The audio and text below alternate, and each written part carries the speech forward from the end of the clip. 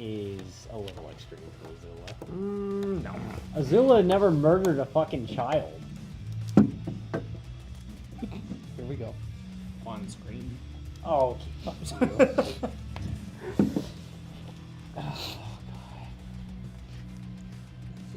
Yep, I know that stream's finished. Can we get to the one we're actually live on? Thanks, YouTube. Splitting hairs with me. My kingdom for fiber internet. I've always loved the "My Kingdom" saying. My kingdom for a red man. Holy shit, we dropped to 8 megabits and 6%. Let's see if it's going down. Oh, I gotta reset this. Are we still dropping frames? Full office stare to the camera. Hey, look, we are still not dropping frames. Aaron, stop looking at the light. I can see you on screen. You goddamn moth. Alright. I'm gonna go spam this all around Discord while I'm doing that. How's your week been, boys? Busy. Very Very, very busy. It's been a busy week in the land of and it's sure not slowing down. Yeah, no, that's the crazy part. Is I remember saying that October, November was going to be fun, and it has been. It's been fun. Me and Aaron have been playing a ton of Peak. Yeah. Me, Aaron, and my missus. I'm not going to call her my wife on stream because if I hear the I'm going to lose my mind. And we keep getting so close to the top, and then the internet drops and we die. Oh my god, it's like it broke. Boy, my that's heart. like a recurring theme, isn't it? Yes. Bloody internet. Oh, we're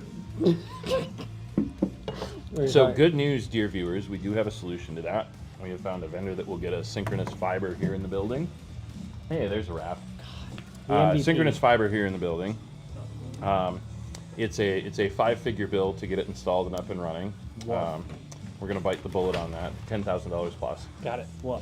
Sorry, too many decimal places for Aaron. But it might be like I don't know, fucking May. We have to get a permit from the city of Bend. I don't know if any of y'all have ever done that or not. So funny. But it's a thing. Have to get a permit for internet. Well, because we gotta hang a line across a public road. So that's like They gotta close the road for that's like a 6 hours. thing. Oh my god, Raph, you're a god. What a good guy that Raph. So handsome. The internet can't really see it, but Raph just showed up with Raph's some showing McDonald's. off. Would you like a double cheeseburger? Yes. Are we allowed to eat on What this? is this? I don't give a shit. Would you like a McChicken or a double cheeseburger? Ooh, I'll take a chicken. Chickies for monies? Chickies for monies. Word of happiness? Raph, you the man. You're a best good guy, bestie. Raph. Huh? Oh, yeah, we probably should pause the copyrighted music playing in the store right now so we don't get fucking demonetized. It's my favorite thing to see with streamers. They'll like start hearing like a soundtrack come out of game and they're like, ah, nice try. That's Well, copyrighted. and it's Monday, so we're not playing copyright safe music, so. All right, while these two idiots shove food in their faces, tonight on the E4cast, we are going to be talking about Avatar pre-release. We get to choose boxes, kind of. Magic the Gathering in 2026. More Universes Beyond, right in the butt. Pizza Lands. Mark Rosewater, talking on Blogatog about preferring to use their own intellectual property. By the way, MTG release schedule, 4x UB, 3x normal sets. And Pizza Lands. Our main topics tonight are going to talk about the retracted survey controversy, with Wizards polling its users to see. Rat out their favorites. Yeah. They got to build a hit list, right? Pinkerton time. We'll also be talking about standard versus modern, with where standard is at and where modern is at. What should you be playing? The answer is whatever the hell you want, but there's arguments for both of which one's more fun. And finally tonight we'll be discussing MTG Arena's economy. Paper player value versus the digital grind, which is the more enjoyable or more value way to play Magic. So I guess we start off at the top of the document. Avatar pre-release. You'll be able to choose between 5 boxes. You've got, God, I had to do this 6 times for the short, talking about this earlier today. Let's see if I can not screw it up. Aang, Katara, Azula, Zuko, and damn it. Starts with a T. Starts with a T. Fuck, no, shit. Whatever, I'm out of memory. Toph. Toph, there we go. You were so close. I know, it was right there. It That's just so like, damn funny. So close. Literally So so close. close. hoy vey. We'll get some cheeseburger in us, maybe that'll help the brain. Anyhow, Aaron, Yep. have you picked a box yet for pre-release? So I I picked based on color because I know nothing about Avatar. I went with the black one. That's perfect. Which is funny because it's definitely blue. Zuko? It looks blue. No. Or Azula? Azula, yeah. No, Azula is That's blue. Azula is the black themed box. Yeah, I know. The color of the physical box is blue. Is what it's Yes. saying. Yeah, I mean, look, dude, Wizards art. Lower your expectations. Oh, I will. So, How about you, Kyle? I picked Zuko, and one of my the red one. One of my favorite things about this is if you notice, each and every single one of the arts of the boxes looks like it's when you first meet the character. This is Zuko with hair. This is not when you first meet Zuko. It's not when he's just a ponytailed bald baby. It's when he has hair. So I thought that was really cool. I thought that was a really good detail. Yeah. It's interesting. Yeah, Nothing it's else. definitely when he's part of the gang. Yeah, and it's interesting because like even like Katara, that's like when the series first begins. I love that we have made it to the nerd criticizes small details in art section of the podcast. Watch me. If I didn't do it, money 6 would minutes and 30 seconds in. have. If I didn't do it, money would have. I'm Absolutely. no arguing. Speaking of which, my go. Yeah, money. What do you think? I picked past tense. Toph. I was. Oh, that's why you got mad. I was hemming and hawing between Zuko and Toph, but green is my playstyle, and Toph's amazing. You are a fucking Timmy. Yeah. Which one did you pick, Steve? So I'll be running 2 pre-releases and probably not playing, but were I think I would go with Aang, and not because Aang is the generic easy one, but because airbending looks super cool, and we have only gotten probably less than half the set spoiled at this point. Yeah. But white has some pretty cool stuff coming in it, and I'm just kind of excited. I enjoy playing white cards. Sorry, Raph. The only one left is Katara. You're Is that playing your blue. choice? Yeah. I'm playing Zuko. Yeah. Yeah. I'm hyped for all of them, personally. You can have bald Zuko. I think it's going to be a blast, but I like some of the white combat tricks that we're getting. White actually gets a lot of instant speed flash stuff in this, which is kind of cool. White cards have airbending, but there's also white cards that let you water bend, so it cheats and does new stuff. And I think, if nothing else, the crunch of the flavor on this set is going to be really fun to play together. Kind of like, I think this set's going to be super fun and limited, because like Yeah. all of the, as you're going through and you're picking colors and archetypes, like you're also following loose character arcs. yeah. And it's like, He's running away before the camera finds him. he's what's it?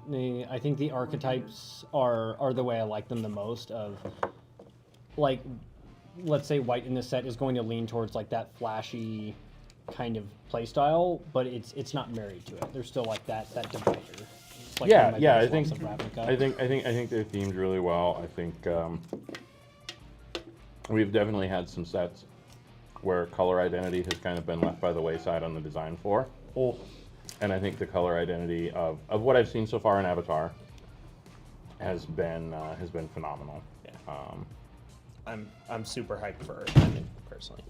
What's the color thing in Scryfall, Rain Man? You want identity or color? Color. C:color. The color abbreviation. White? So, yeah, sure. Hey, look at that. You can just do W. Kind of looks Whatever. like that. Yeah, it's nice. I wanted to type more letters. For those who didn't get the reference, Money is now officially our Scryfall Rain Man. If you're trying to find something on Scryfall, he'll tell you like the weird text you have to type in to make it work. Now spin around, put a cup on your head, and that will tell you that Critter Hoof Behemoth has trail.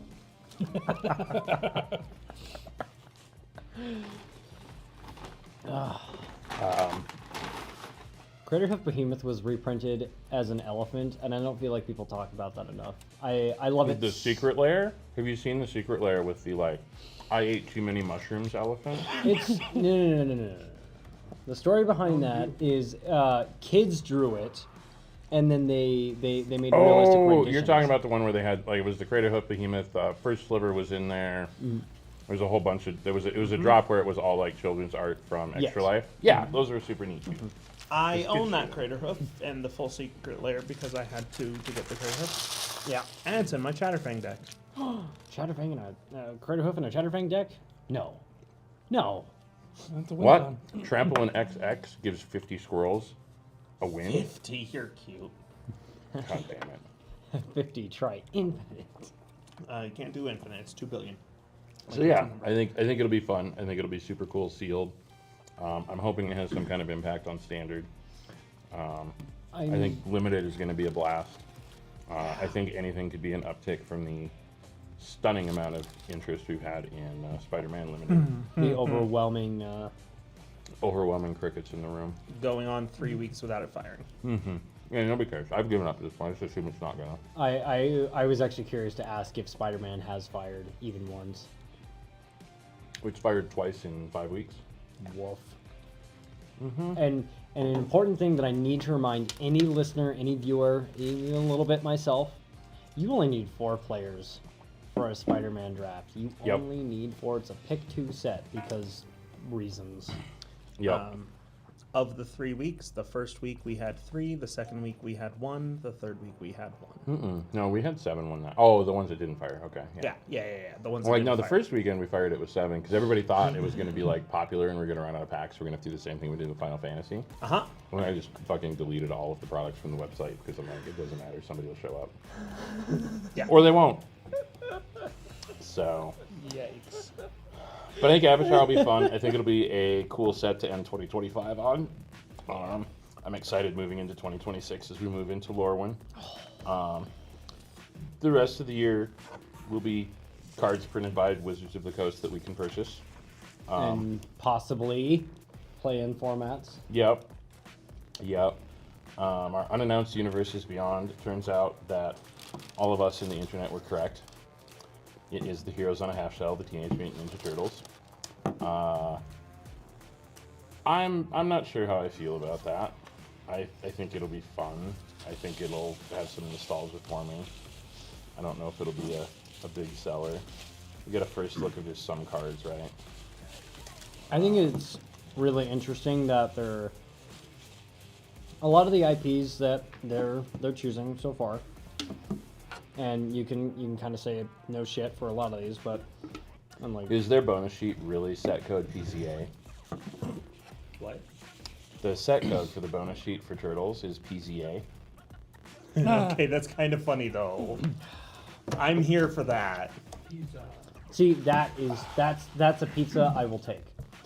Unlike Pizza Lands, in our show notes, I put a picture of the Pizza Lands in, and the topic just says Pizza Lands. What the actual fuck? It says Fakak. fuck. Yeah. I don't. We seem to have an internal division on the Pizza Lands, and by an internal division, I mean money is wrong, and Aaron and Kyle and I are right. It's the first time somebody's ever said I was right. It's also the first time I'm Y'all, realizing they have y'all banana can symbols make on them. your points before I make mine. I'm the Um, dissent. I come last. Whoops. So, I think it's stupid theming, like just in general. But it also, it's not. It's pizza, man. It's all white and red. Like if the plains was like an extra cheesy pizza and the red was like pepperoni, but like swamp, we have a mushroom in the shape of a swamp on a pizza, and he's not even picking it up. Look at the swamp. I don't know if you guys can Taloned see me. maw. Yeah, he's like holding. He's got his hand curled like over the. I'm gonna. Okay, that one's actually that part's bad. I didn't notice that at first. I'm gonna put this up on the screen here so that everybody Oh else can God, kinda see he's what not we're even. talking about. I see it now. Yep. Woof. Yeah, Woof. it's. I'm gonna call this image in OBS Pizza Land's bad. I just like, if there's any like big point I can make on this is I don't understand why WotC has this overwhelming urge to take away from the actual land's scenery that a lot of like a lot of UB properties provide. Well, I don't get it. so I see it, right? Because like here we go. We've got this on screen. We're just kind of half-assing this as we go. Sorry, dear viewer, you're used to it at this point. Yeah, there's the swamp just kind of floating in the nether. I think I like the theming. The whole concept of it is cool. I think the execution sucks. It looks Like it does not look. I feel like we're just picking pizza up off the floor in the sewer, which I guess is on brand for Teenage Mutant Ninja Turtles, but I don't know, man. They're not cool. They're not. There's no good. I don't ever want to shit on the art, right? Because like an artist did this, and an artist got paid to do this, and artist is kind of a thankless job, especially in WotC's world now. oh yeah. Jeez. You know, here's this art we're gonna put on a box that we're gonna sell $20 million of. Have $900 and go fuck yourself. Thanks. Yeah. That's a whole talking topic. Oh my God. But at any rate, I think it's uninspired. Yes, like that's. I don't think the art is bad. I think conceptually the idea of each land is a piece of pizza is a lazy, stupid, shitty idea. That is the first There place we my go. head went to. It feels lazy. The art itself, like yeah, it's dedicated. It's good. It's funny It's- seeing the different like crazy things on the pizza as well. Like I feel like the artist did with this the best they could, but Well, it's like saying draw an apple. I never feel bad looking at a piece of art and going, that's not my style. It doesn't appeal to me. Yes. Not bad art. I don't think there's any such thing as bad art. Yes. I think there's art that I don't care for, but I don't think there's bad art. This I don't care for. The art is solid, but the concept behind it. I mean, this came out of a corporate boardroom, y'all. It Like had to. I don't even know. My turn? Yeah, money go.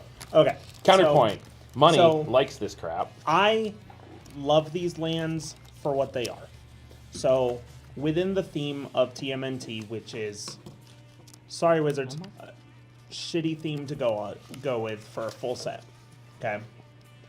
I love TMNT, but it's not big enough for a full set. No. There isn't a land backdrop in my mind that would exist in this set.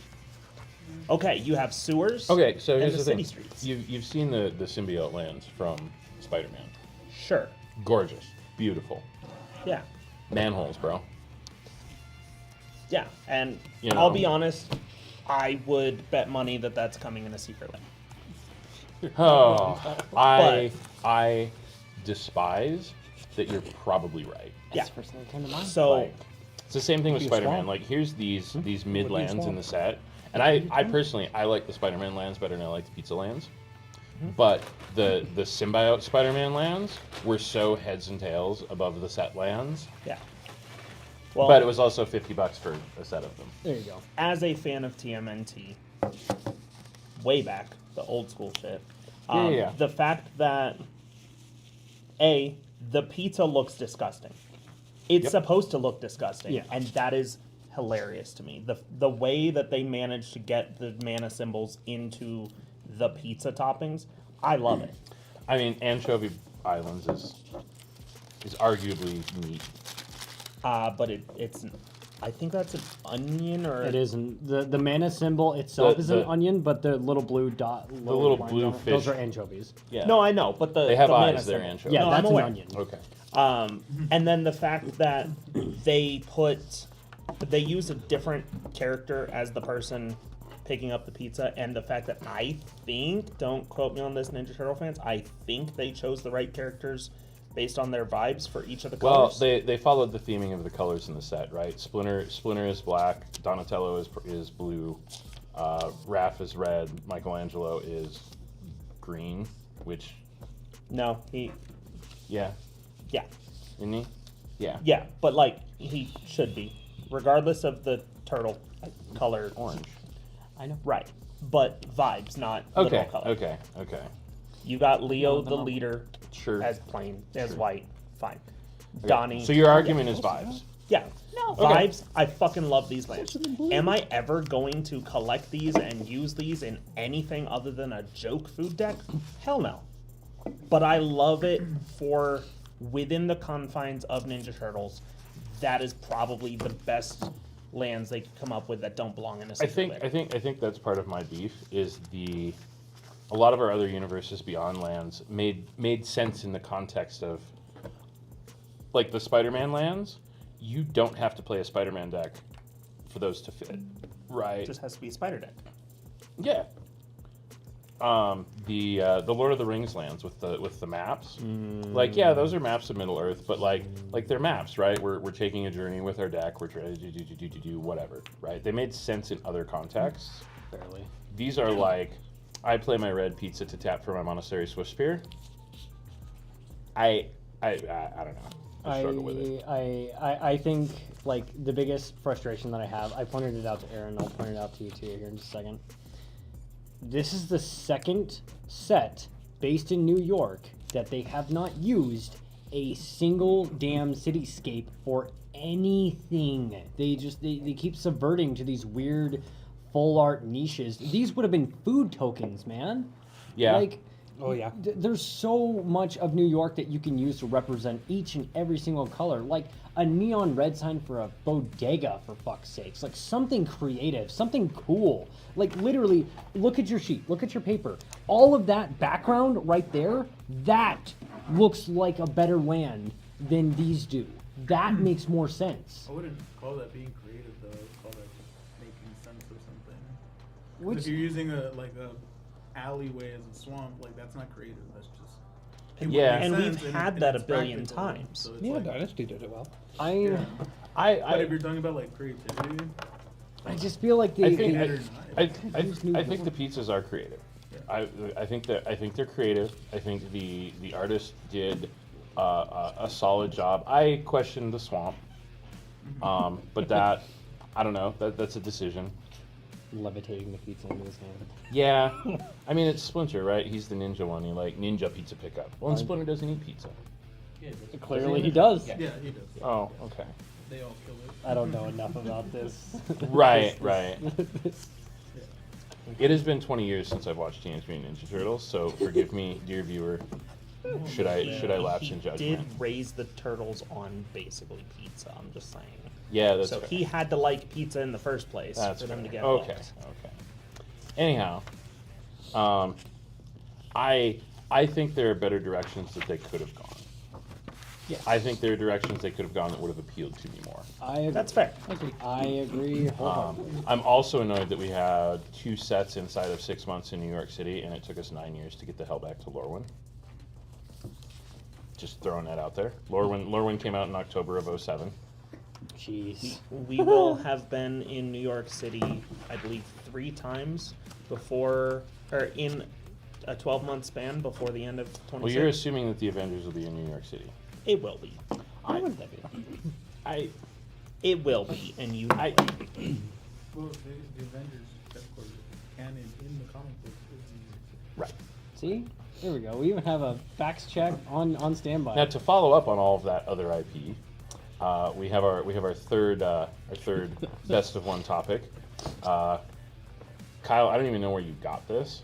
I'm trying to remember myself. But it's hilarious, and it is, again, I'm going to, well, I gotta find the dumb thing in Discord, I gotta save it, but I'll get a screenshot up here, but it's essentially a screenshot of Mark Rosewater's blog, and this is from May the 4th, 2014, and the question was presented, hey, because it's May the 4th and it's Star Wars Day, what is a Star Wars theme set on the Storm scale? Rosewater's response was, on the storm scale, it's a 10. We choose to do our own intellectual property instead of other people's. So he's And saying I'm it's never going to I'm happen. just going to let that settle for a minute. Just let that sink in. It's What does not the gonna- sink want? I don't know money. I let it in and talk to it. Okay. I refuse to. Oh do my so. god, that's a huge tumbler. God damn. Go away, it. Mark Rosewater. You're too large on the Get screen. out of here, Mark. You've made your point. I'm working on it, god damn it. Who would have known that something There we go. a little over 10 Because years it's ago? Star Wars Day, what is the Star Wars theme set on the storm scale? For those not familiar, Rosewater on his blog uses the storm scale as to how bad of an idea something would be. And yep, because storm was A bad was a idea. bad idea that they're never going to do again, right? And then And- they did it again. And it's supposed to show Yeah. how likely it is to be printed. There we go. There we go. So So very unlikely to be printed because we chose to do our own intellectual property instead of other people's. notably, I believe they did print a card with Storm on it in the last year. Bloombro. Wasn't it? We Tarkir? don't have Storm now, we have Flurry. And they banned that card because it was too much. Bloombro literally has Storm. Does it? Yeah. The Ralph. Oh, yeah. Oh my yeah. god, Instants it and does. sorceries you On a control. planeswalker, no Yeah. less. Yeah. Jesus. Yep. Have Storm. I don't know if we have much more commentary on that. It was just hilarious. There's literally Storm Scale Scion from Tarkir also. Ah, Sure.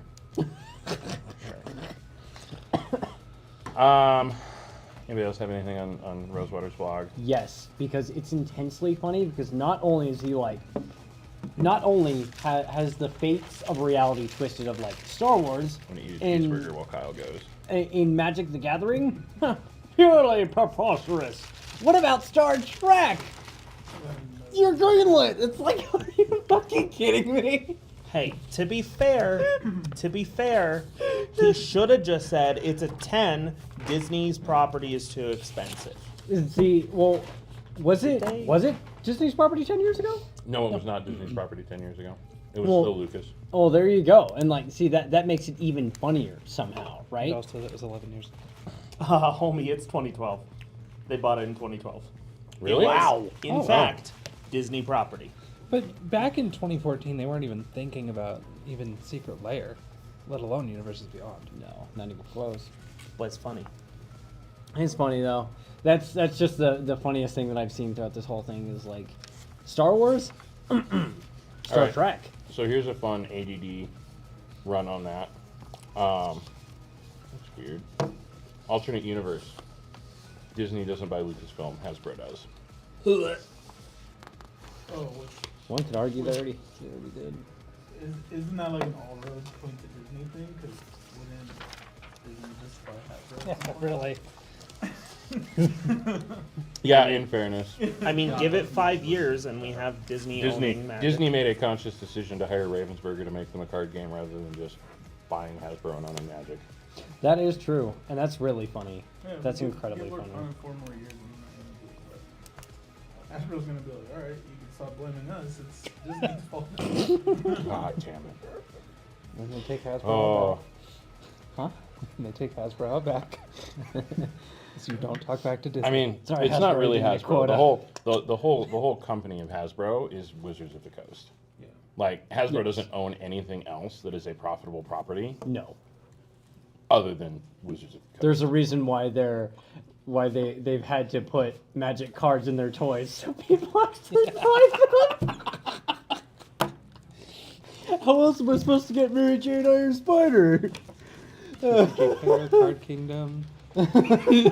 But they're all the same price because the toys are $40, so you're never gonna see those go under like 43, 42. Oh, What's that's up, actually? Q2 2025, Wizards of the Coast was 85% of the profit. there you go. I just realized the worst end game for this. Actually, Endgame. Disney's Magic the Gathering, Universes Beyond, Star Wars, Legend. It's a Commander Master set. 4 packs. Colon, Four cards. remastered. Hey, it'd be fun to get Revan. I can imagine. Stop. I can imagine Disney buying some intellectual property from Magic just to make a movie. Yeah. Well, they're. I see that being a thing. It's gonna be Netflix or Amazon. Let's be real. Well, it's like a Warcraft. Well, we're supposed to have a Netflix Magic the Gathering I've thing. heard that for years, though. Like, Yeah. I've literally heard that for years and years and years. I mean, we're also supposed to get a new Narnia, but like Years and years and years. that was a the decade first ago. Wizards of the Coast movie was starting, then got canceled. Because they couldn't decide which storyline to go down.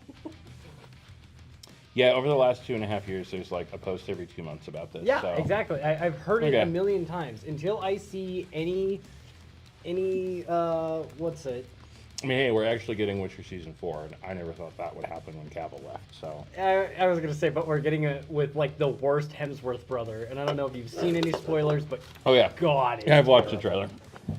Oh, Thor- it makes me. Thor, he is cry. not. No, God, no. Breaks my heart. Breaks my But heart. before we wander too far off of Mark Rosewater, we might as well wander into our main topic, the retracted survey controversy targeting influencers. Speaking of getting rid of the most important people in your series. So if you haven't been on the internet at all this week, MTG Wizards of the Coast put out a survey regarding the Spider-Man set, and the question that has caused so much controversy asked participants to what degree the quote negative influencer commentary end quote impacted their perception of the set before its release. The scale ranged from greatly worsened my perception to greatly improved my perception. The interesting thing is how they put negative influencer commentary. So you could actually answer that the negative influencer commentary greatly improved my perception of the set. Sure did. Gavin said this sucked, so I liked it. However, as a shop owner and somebody who is, I would never call myself an influencer because the rest of that is inappropriate for the stream. Anyhow, I would never call myself an influencer. There you go. But the community, particularly influencers and content creators, saw this as an attempt by WotC to blame the negative reception of the set on influencers rather than on the poor quality, design, or pricing of the Spider-Man product itself. Many felt like WotC was looking for a scapegoat. There was also, and it's not in my notes here, but I remember reading about it and seeing some screenshots of it.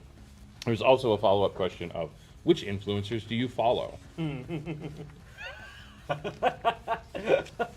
And that feels very much like a corporate, please don't work with these people anymore, they talk bad about us list. Yeah. Yeah. No, I mean, most definitely. That. And I can't think, I'm actually going to, let's see. Can I save this one? Damn it. LSV, Louis Scott Vargas, a very prominent MTG influencer, put out a post on Twitter. It says, you gotta be kidding me with this, with a screenshot of the question, and then a screenshot of the kid on the bus in The Simpsons going, ha ha ha, I'm in danger. I think his name was Ralph. Was that Rolf? Yeah. Yeah, that was the cops kid, right? Yep. Yeah. Yeah. Yeah, okay. Chief Wiggum. Yep. Yeah. That was on the ban list at my house. I didn't watch The Simpsons. Mm. Back when The Simpsons was too crass. So I here's the mean- thing. I think the question got so much attention. I think if they would have asked this question of Final Fantasy, I think everybody would have just glossed over it because Final Fantasy was a smashing success and everybody loved it and best-selling Magic set of all time. This very much feels like Wizards of the Coast trying to find a reason to tell their shareholders that the set flopped. Yeah. No, not at all. And now when I say the set flopped, I don't necessarily, I'll never call a set a bad set on stream. There you go. I was gonna say. I will. I most definitely will. I mean, look, it's the same thing with the art, right? Like there isn't bad art. There's uncreative art. There's poorly executed art. There's poorly conceptualized art. Stop But talking about my art. but people put effort into this set, right? And I don't want to shit on that too hard. But commercially, yeah, it was a flop. We have not had a set since. I think And when I look at how fast does the set sell, I look at our initial allocation and how long we had it, right? I think the last set that took as long as Spider-Man did to sell out, which is, it's still not sold out, and the clock's still ticking on it because there's still boxes of Aether Drift on my fucking shelf, I was gonna say was Aether Drift. it's a race between But- Aether Drift and Spider-Man. But like Aether Drift, at least the collector boxes flew, right? Has playable lands. Yeah. serialized cards. Come on. Well, and down there's to get playable some cards in collecty there's playable cards in Spider-Man too, but There's three. 2.5. I think the problem we're seeing with Spider-Man is the convergence of previous sets. The collector boosters went, like Final Fantasy collector boosters went through the roof, right? Because everybody's chasing birds. You know, Lord of the Rings and the serialized Soul Rings, and like there's always this chase stuff that everybody's chasing, which generates a lot of the lower end cards in the marketplace. But if those lower end cards are still cool and still playable, they hold value. Spider-Man, they have not. Let's take a look at the TCG Player top list here for Spider. Oh, look at that! It's right on your front page. Thanks, TCG Player. Your garbage interface actually worked for once. Hold your breath. Yeah, no, I haven't got to the exact page I want yet. It just like it got me in the right direction. So outside of the collector boosty stuff, which is the fancy textured foil, the looks like now $47,000 Soulstone Cosmic Foil, which by the way is not serialized. So Nope. nobody knows how many of those things they actually made. Which is kind of Six. see, that's awesome.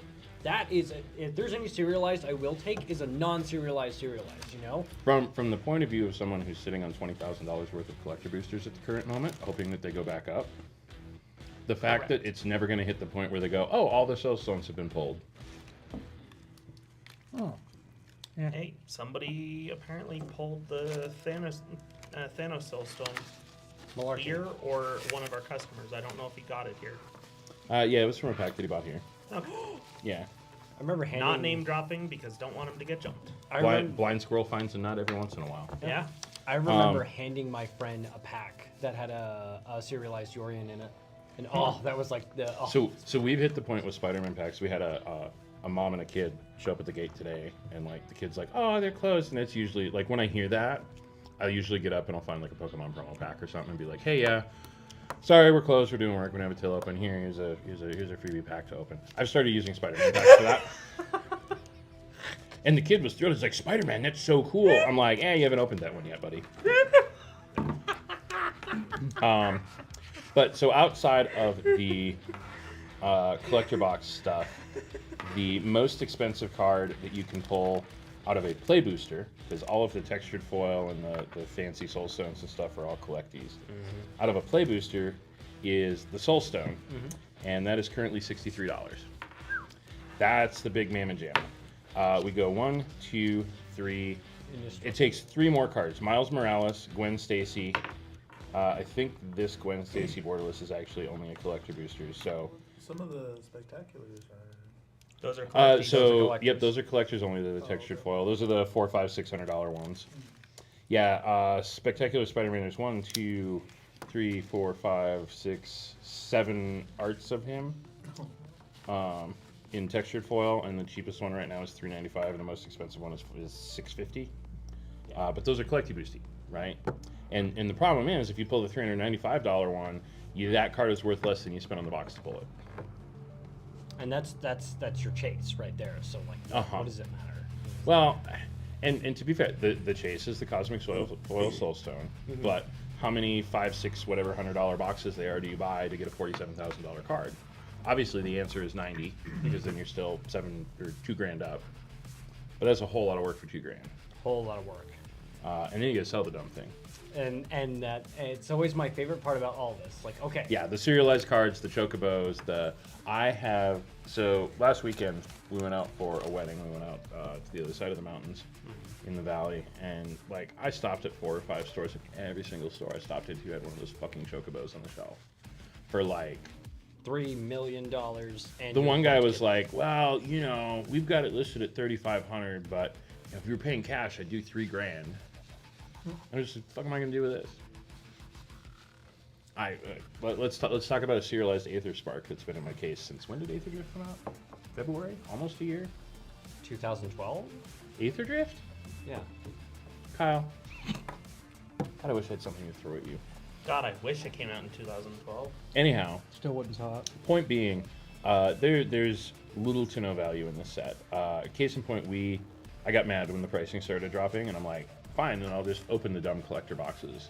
And Corey and I sat down and ripped one, and we ran it through the machine. And at the time, market price was $560 on that box. Yep. We got $82 in cards out of it. No, I remember Because that. there is no Was that playability outside of the chase. We have hit No. the point where the point of the box is the chase, Yeah. and that's where Pokemon's at. Yep. That's No, why you open a box literally. of Pokemon, and there's 3 or 4 cards in there that will make you the price of that box back, maybe? Oh, yeah, let's look at ME1, because ME1's still rising for some ungodly reason. We just got a restock on that, and I looked, and there's still almost $300 a box, which is insane. Pokemon. Mega Evolutions. Yes. That's what I said. Thank you. Yeah. Mega Evolutions is in the same boat. There's a hyper rare. There's 2 hyper rares in the set that are Mega Gardevoirs that are around the $500 mark, and then we dropped to $250 for 2 cards, and then we're down under the price of a booster box, and the booster boxes are still almost $300. God, I hate mini posters. I hate it. I hate the concept of it and everything. Yeah, 276 is market on the boxes right now. And that's genuinely where this set is. I had made a joke that like MTG was trying to emulate Pokemon, and with Spider-Man they have done it. There's little to no playable stuff in there. I think ME1 there were 5 or 6 cards that the meta gave a rip about. That's like always been one of my biggest gripes with Pokemon too. Is like your bulk is bull. Yeah. So anyhow, that's why Spider-Man failed. Hopefully Avatar will be better. Wizards went on after the internet did the internet thing. Many LSV, Saffron Olive, Ash Lizzle, a lot of these big creators spoke out and went, holy crap, I've never felt this targeted. And so WotC retracted. Blake Rasmussen, WotC Senior Communications Manager, publicly addressed the issue on social media. He plainly stated that the question, quote, was not a good question, and that the focus on negative commentary was, quote, unusual and not great. And was giving the wrong impression about how WotC values its creator community. We're sorry we pointed a gun at you.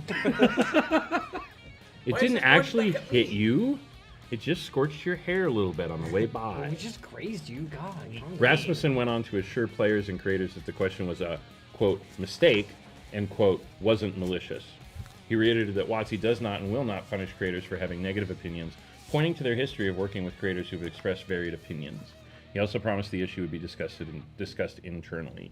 WotC disabled the survey quickly following the widespread social media attention. We investigated ourselves and determined there was no evidence of wrongdoing. Yep. So, and just to make sure of that, we completely destroyed any evidence that it ever existed. Unfortunately, it's the internet. This Yeah. feels like You're Blizzard not all destroying over it all. again.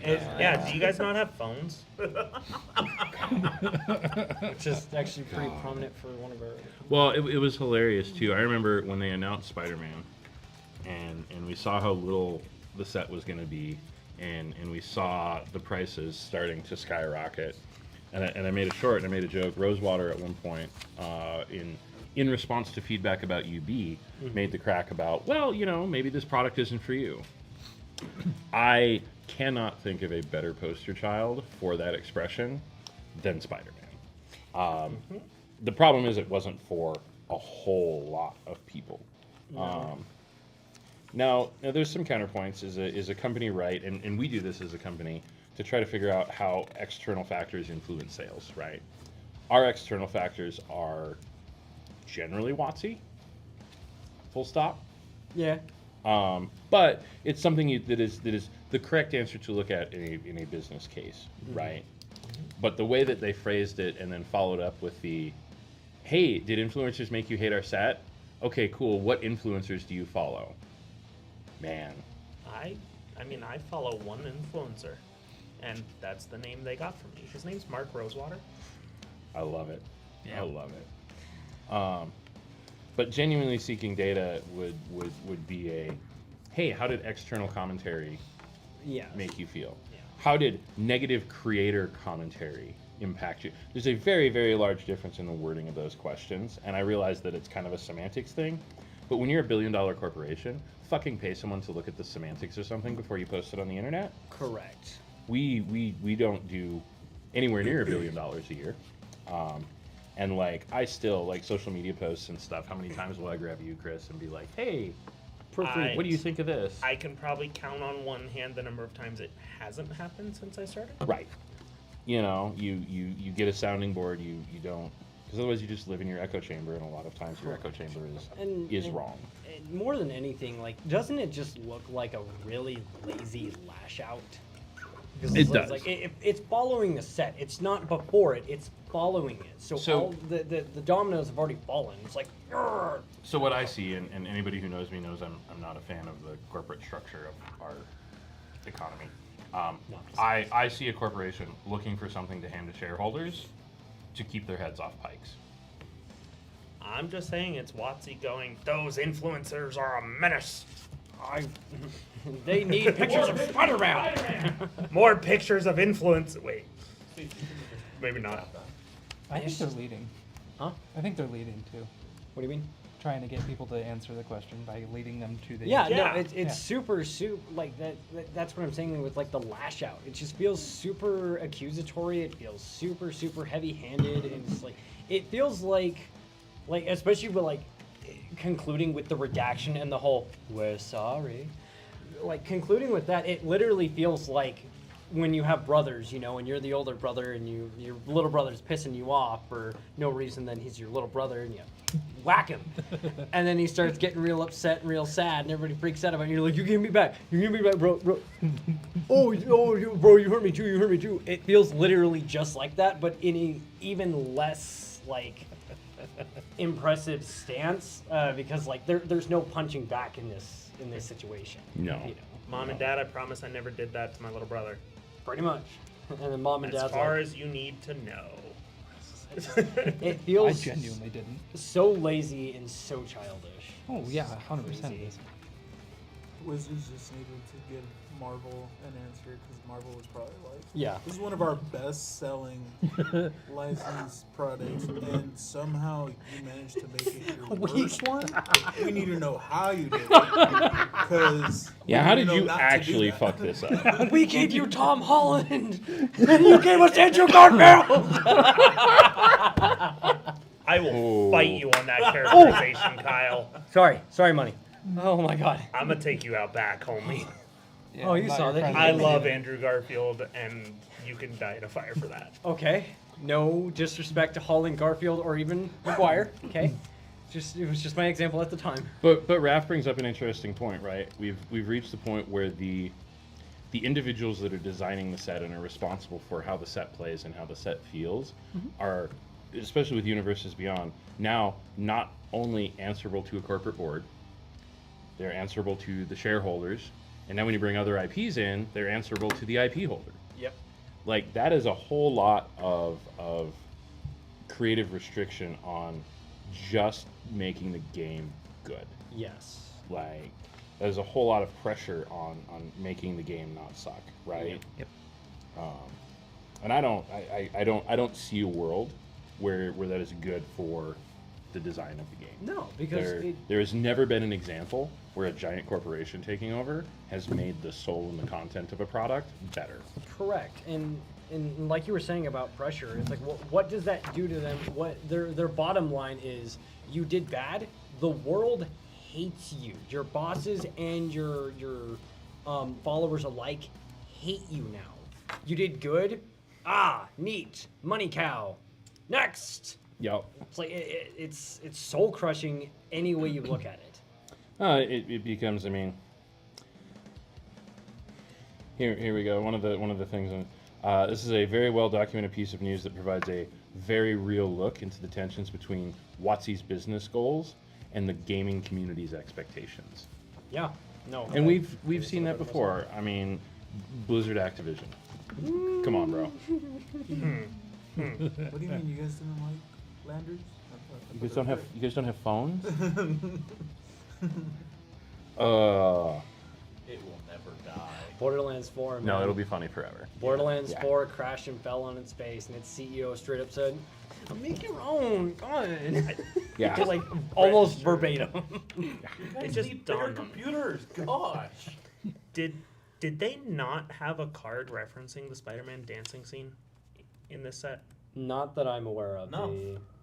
I don't think so, but They should have. brutal honesty, I did not pay near the attention to this set. That's fair. But like Oh, that's hilarious. Kyle, our resident. I was going on Spider-Man, Twitter to see if there were follow-ups on this, and the first post on my Twitter is a shot of the Target. TCG shelf at a Target, and the only thing on the shelf is fucking Spider-Man. Hey, no. There's also Uno. And Battle Academy. Hunter versus Hunter Volume 2 Union, or I don't even know what that is. Is that Hunter? Yeah. Sure. Oh, I've actually had a customer ask me about that product. Okay. Wait, Hunter Well, that's Hunter where you has can a find it card next to game? Spider-Man. Yeah. I mean, Greed Island card game. it's a Union Arena thing, so it's Presumably. probably not great. Anyhow, that was just funny. That's I did. good. It's pretty funny. It's the first time Walmart's never gotten fully scalped here. Target, you'll get beaten up in Target for Pokemon cards. Target employees will beat you up if you don't take Spider-Man stuff. Well, that'll be the new Target model. Oh, you want a Pokemon pack? You got to buy a Spider-Man pack too. I mean, Pokemon packs are $10 now. Buy one get one free. You get a Spider-Man pack. There you go. All right. So in closing, I think, yeah, this was a classic example of a corporate oops. Left hand, right hand. What were we talking about earlier with the new art with Vivi? The same concept there when we got the Monstrous Rage promos for Standard Showdown that we started giving out a week after they banned the card from Standard. Yep. And that's not, we do this in it. No, that is left hand not talking to right hand. That is giant Yes. corporation, people in different buildings and corporate siloing, and you're losing that communication about what are we doing with our business. So I think this is just another example of that. This one was a little more targeted and got a little more backlash on the internet, but For sure. Do you mind if I give the quick context for the whole VV? Oh yeah. So, when I was playing in the RCQ on Saturday, I was I've got live tap on my phone where you can change to the art of cards, and I looked up VV, and I saw that VV got a new art for the holiday release coming out. Oh god, it's such a cool art too. I know. Hang on, we're Don't gonna put make this on the me screen. enamor This VV is at all. beautiful. oh damn, it is cute. All right. It's coming, What stream. happened It's to your coming. VVs, Kyle? They turned into Worst money. cards. Yes, there you go. No, great. They turned into worse cards. There we that go. also got banned. But I don't think that VV is going to see a ban. There you go. they devolved is what they did. Yeah, this is a really awesome art of VV. Yeah. This So is, god damn it. VV is getting a new art. It's getting re-released in My a holiday CDH bundle. deck is getting more expensive. There you go. So odds are, I don't think VV is getting banned. And it would be the perfect level of like, here's your obvious example of left hands not talking to right, because it's like, all right, left hand says new VV, new shiny new VV. Somehow this card gets more expensive and less attainable, even though we're printing more of them. That one? That one. And on the right hand says, pretty. ooh, this is really bad for our game. Splat. Yeah. But we've seen this before though. I mean, take Commander with Jewel Lotus and Yeah, no, we just came out. Yeah, we pointed Where- that out on previous episodes Where many, like many times. Watchy's talking about like, well, we're not listening to a vocal minority. Correct. And then the RC goes, well, we are. Yep. Bam, bam, bam, bam. yeah, and that's Yep. that's Well, exactly yeah, and what I they wanna again see what they happens. took a card that was the chase card. Like that Jeweled Lotus was the point of buying Commander Masters in its overpriced, gratuitous, horrible glory. Or Ixalan. Like Ixalan was selling extremely well when that Yeah. started. Yeah, the mana crit box toppers. Yep. Oh, they redid a couple of these. There's a new Tifa. There's a new Yuna. Yeah, there's a whole Did bunch you of notice what the treatment is on it? Choco Track foil. Yeah, so it's Yeah. got chocobo footprints. Yeah, they're tracking gonna your process. look like the if anybody remembers the Phyrexia Obi-Wan, the Step and the oil Complete slick. foil, Yeah. where they have the little Phyrexia logo in the foiling. These are gonna have the Chocobo paw prints in the foil. I'm hoping they're only across a little bit of the cards, so they don't end up completely unreadable. But you know, we'll see.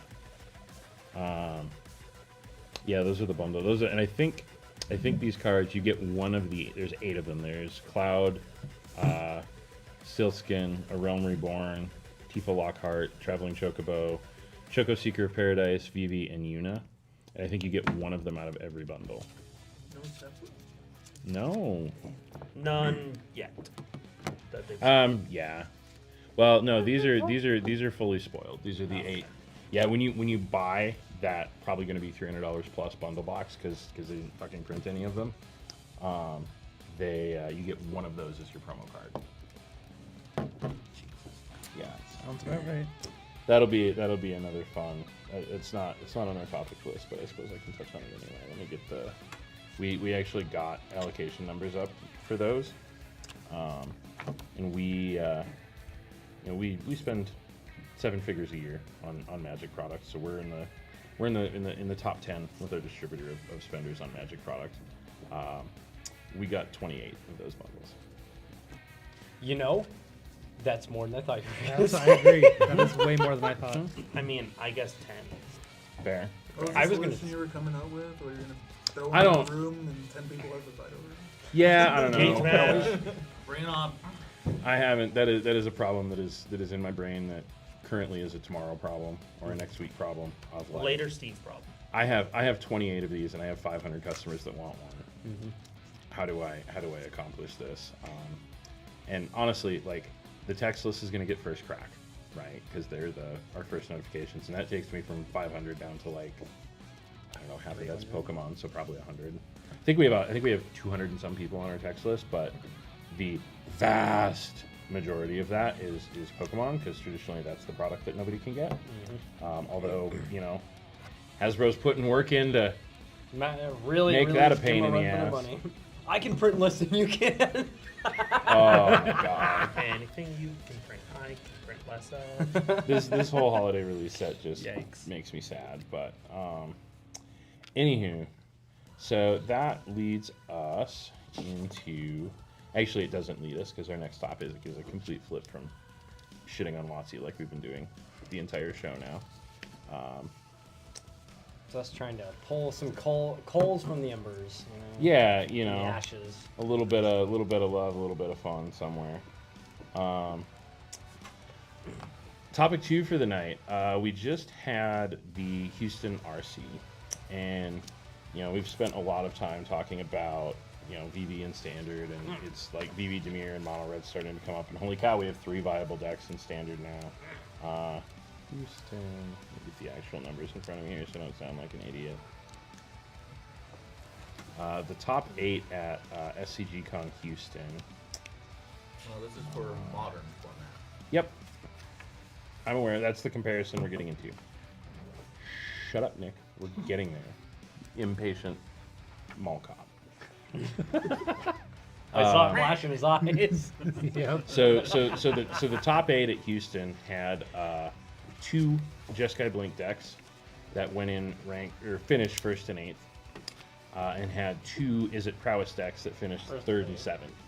The other 4 decks were completely unique decks. So we had in the top 8 we had 6 unique decks. That's a pretty healthy meta. That's awesome. It's Like huge. that is pretty cool. Spider-Man deck made top 8. Did it? No. No. No, Jesus. No. I'm living out my own fantasy. Leave me alone. Is there a Spider-Man card that gets played in Modern? I have not seen one. the only one I could even Spidey sense. Yeah, Spidey Spidey sense Sense is is the, probably the only. Oh, yeah. That's not a Spider-Man card. That's we have that card already. They call it Stifle. Yeah. They just made it standard Modern legal now. And they also made it one cheaper if you return a tapped creature to your hand because Yes. weird mechanics are weird. They gave it ninjutsu for some reason. Yeah, yeah. But I think that's a pretty healthy meta, and that's our next topic. Is looking at modern versus standard. Is modern actually the better format right now? Well, before the absolute wave of crashes down amongst, it's like there is levels of debate that exist of why modern is playable and why standard is playable. Are you suggesting that we make the internet angry, Kyle? Slightly. I mean, if we were doing Engagement that, we bait, would chew what? on cards. Yeah, coming soon for E4. Who would eat a fetch land just for clout? That's stupid. It wasn't for clout; it was for content. Tomato, tomato? I mean, C is for cookie. Kyle likes cookies. I would love a cookie. So there's a couple things to look at when you look at buying into and committing to and playing a format, right? The biggest part that people will thump on when we talk about modern is initial cost and investment. Standard's the cheap format, right? But is it? And speaking of is it, what does let's see here. So let's go aggro. Let me just grab a deck here. Oh, that's actually perfect because oh my god, is it the meta deck of is it in modern is shit cheaper than the meta deck in standard for is it? So Soul Cauldron, right? VB Cauldron. Depending on how you build it, because everybody's got a different list, right? You're $600 to $800 in that deck. Base Strong rarity. minimum. Yes. Base rarity. Base rarity, strong Right. minimum. When you get people like myself that enjoy shiny things, Aaron, high five for enjoying shiny things. I will spend twice as much on a deck to make it pretty. Get wrecked. Shiny things? Yeah, I know, our little moth. Hey. $700 to $800, and that is not. What's let's see. Jeskai Blink won this weekend. What does that? Oh God, what is that called on here? It's gonna be under control, I wanna say. Maybe other. Yeah, there we go. Jeskai Control. Yeah, that one's $1,200. So it is, yes, it is more expensive to buy a deck in modern. Here we go, 4 or 5 color aggro. What the hell is that? Oh, Zoo. Zoo. Yeah, Zoo's cheap. Ragavan stonks down. What is Ragavan now? Ragavan's $40 now. They went up. Yeah, I remember seeing Ragavan down to like 27. yeah. I remember Ragavan being $100. I also remember Ragavan being $100, and then they reprinted it 3 times. The roll is bulk. But that's not why, though. It went down because of the same reason why everything else goes down. They couldn't down. Yeah. Draco is bulk. Kavu is bulk. Consigns are a couple bucks. Aaron did some research about the actual is it difference between modern and standard, and it's about as big as you would think. It's literally half. It's half the price to play. Is it in modern than it's in standard. modern. You're talking about like cutter prowess, right? Yeah. Yep. And the funniest part about that, the biggest takeaway there is that is including fucking fetch lands. A quarter of that is the fetch land. A quarter of that is the fetch lands. That's Literally. so funny to me. Oh yeah, because Forest Hills, it plays what 6 fetch lands in that deck. 4 Yeah. Scalding Tarns. Oh no, it's playing 9. Still. Okay, yeah. Wait, 4 Three- Scalding Tarns is $100. That's Yeah. factoring fetch lands. The list too. I'm looking at has 3 Maces, 3 Myers, and 3 Tarns. But yeah, still 9 fetch lands. DRC baby. And this is a $500 list. And I'm looking at Card Kingdom prices because that's where we really buy cards from. Because TCG Player, somebody flushed and it's just bad. Don't buy from TCG Player; they're bad humans. Yeah. But yeah, it's genuinely cheaper to play it in modern than it is to play it in standard. That's gross. So funny. So there's So, examples both so, ways. so. Overall, is modern going to be more expensive to get into and play initially? Yes. Can you pick a deck that is cheaper than the most expensive deck in standard? Yes. Yes. And you can like the Sultai Reanimator list I'm playing is like $220, right? Again, base rate. There's rarity. So I think that's still a consideration. Yeah. But everything you buy for standard will eventually be unplayable in standard. That's the biggest thing I was thinking about myself. Modern, absolutely. The meta shifts, things come and go, bans happen, rip, fury, and grief. No, scanning. What almost got me into it. Right? Rakdos being I good? was, I was like this, and then they were like, it's bad. And I'm like, never mind. Yep. Thought about it. Nah. Hey, at least they banned it before you bought the deck. Yeah. Yep. Yeah, and then you play the standard RCQ, and you get the crap beaten out of you, and then they ban your deck the day after. See, Or now 3 of them in now one you go. can get 4 Furies textured foils for less than $40. Yep. Yeah, I know. I had like 10 of them in inventory the Monday that they banned it. It also helped for the ones that weren't banned because Endurance I just got from the shop for 15. So Yep. And the bans and the rotation is really like that happens in every format. Yes, it's Right. bound to. I own several $1,000s in Crypts and Lotuses when they banned those. Like it happens. It's going to happen. It's a Yes. game. If you haven't gotten hit by a ban yet, you haven't played that. correct. Hey, Correct. Wait, can I show this on the stream? Yeah. What do you got? Oh, tell me. You got all your Crypts and Lotuses with you? Yeah. I have them all in a box of shame now. No, these will never be my shame. These would be my worried little babies. Here, you take one like we caught a big fish. There we go. Yeah. Oh yeah. Docksides and Lotuses and Mana Crypts. Oh my. Yeah, that's a cool soul ring. What is that from? Sonic. Oh, yep. There we go. Sanic? What's the upside down one? I can't read it. It's dark. Dark Rit. Oh, okay. That's the new That's inky the new Dark Dark Rit. Rit. Yep. Super pretty, isn't it? Oh god. Anyhow, It breaks my heart just holding this. I So- feel so the the weight of point the is- tear. so the point is that kind of stuff is going to get you whatever format you're in. But I think it's a pretty salient point that Modern will be the better long-term investment. Oh, hands down. They're way It more- doesn't hard rotate, No, and but we do see Modern Horizons, which is effectively a rotation, right? Yep. Most definitely. But some decks are stuck around. I mean, how long has Titan been viable, right? Since the dawn of time. And it still is. Like it was, It just won't die. you know. And Titan's not a cheap. No. You know, that's It has never been that's a 4 figures plus deck. And I think the biggest thing to think about here is your mana bases. Mhm. Like, what you invest in modern mana base will stick with you, like pound for pound, way. Especially when they better. put shocks back in standard and you don't have to go buy the goddamn things. Yeah, except I'm still gonna. Lorwyn shocks, Yeah. baby. Yeah, because new art, Yep. and they're doing 2 of them in Lorwyn. Rip my bank. Rest in Agreed. peace. I mean, you could always just play Mill in Modern as well. And it's also dirt cheap. You'll see your lands. I really love having the Rent-A-Cop as the peanut gallery. That just makes the podcast genuinely better. So what else do we look at when we're comparing formats? I think the biggest thing that I look at is I look at the metagame. Yeah, I look it's at the the- first thing you have to. I look at the diversity, right? Standard is by nature a very dynamic format.